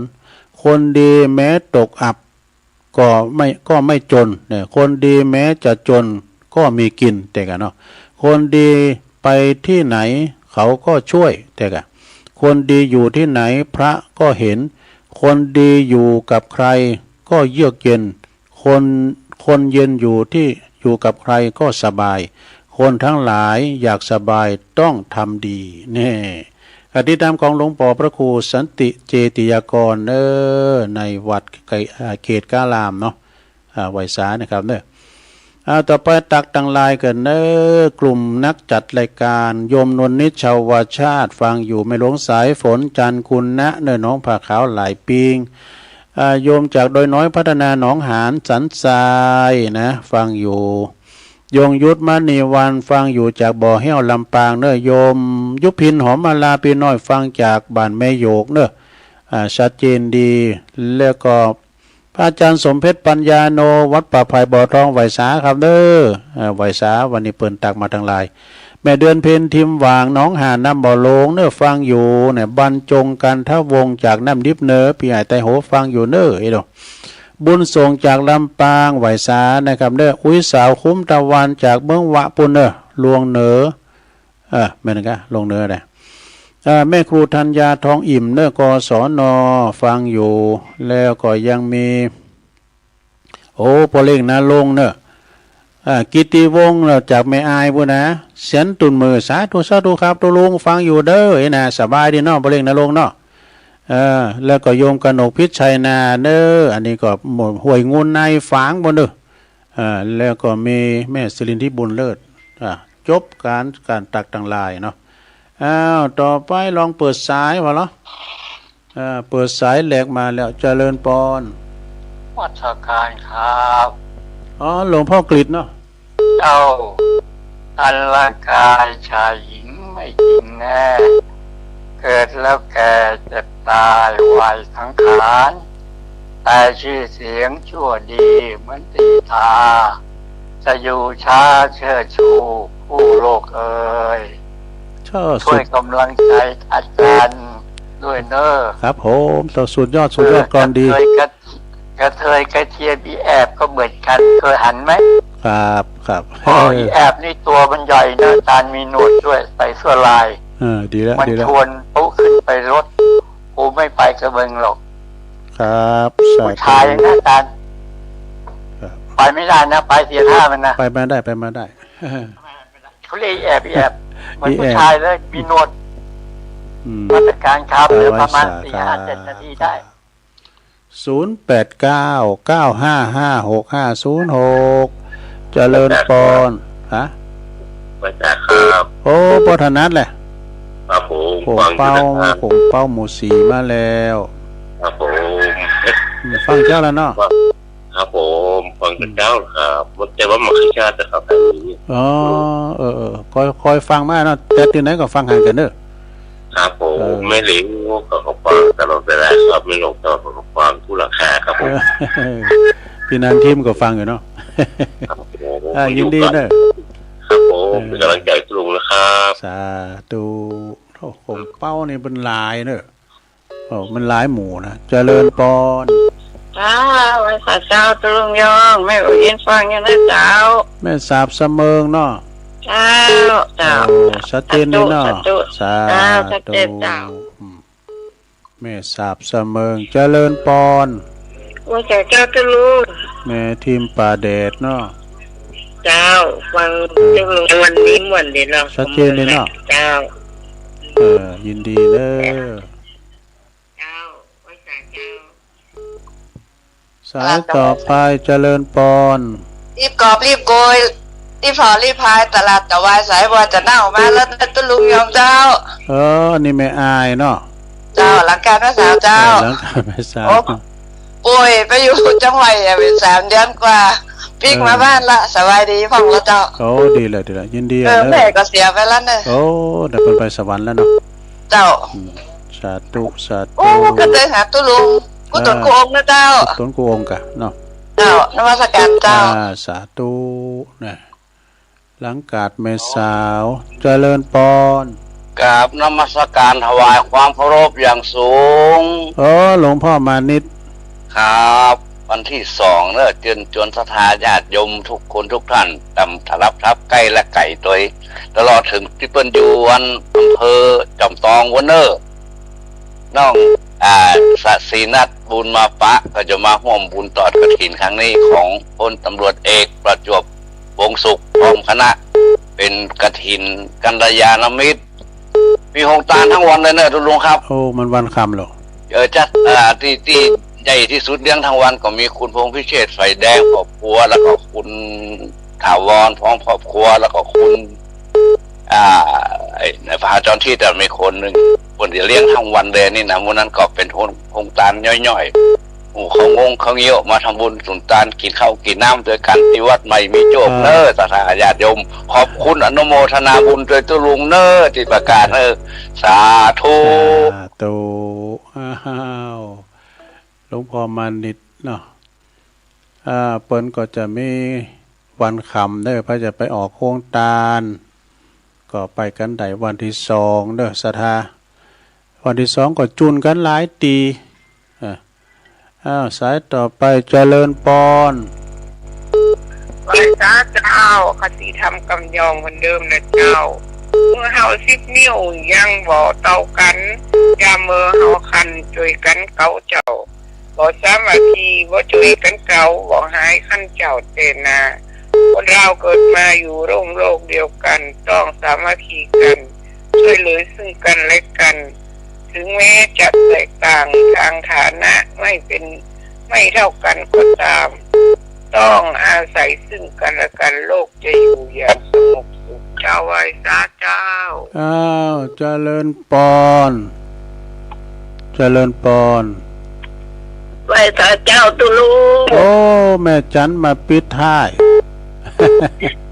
แม่จันใส่บุญกระถิ่นก็มีให้กวดกวนเนาะแต่มีกูวัดที่วัดอันตานแล้วก็เรากันถึงนั้นบัดนั้นเจริญอดีตตอนบ่ายตอนบ่ายพุ่นเนาะแต่ว่ามาทวีก่อนกามพุกตูกับไฟปักกันกันเจ้าไปหมุนบุญมนในบุญนะตามไปตามที่เฮาได้ที่ชนะเฮาเนาะแต่เป็นนี่เด้อตุลุงขอบคุณแม่จันเด้อสาธุอีดูเปิ้น099เจริญปอนไว้สาเจ้าแม่บุญปันตาเหียงเจ้าฟังอยู่เนื้อเจ้า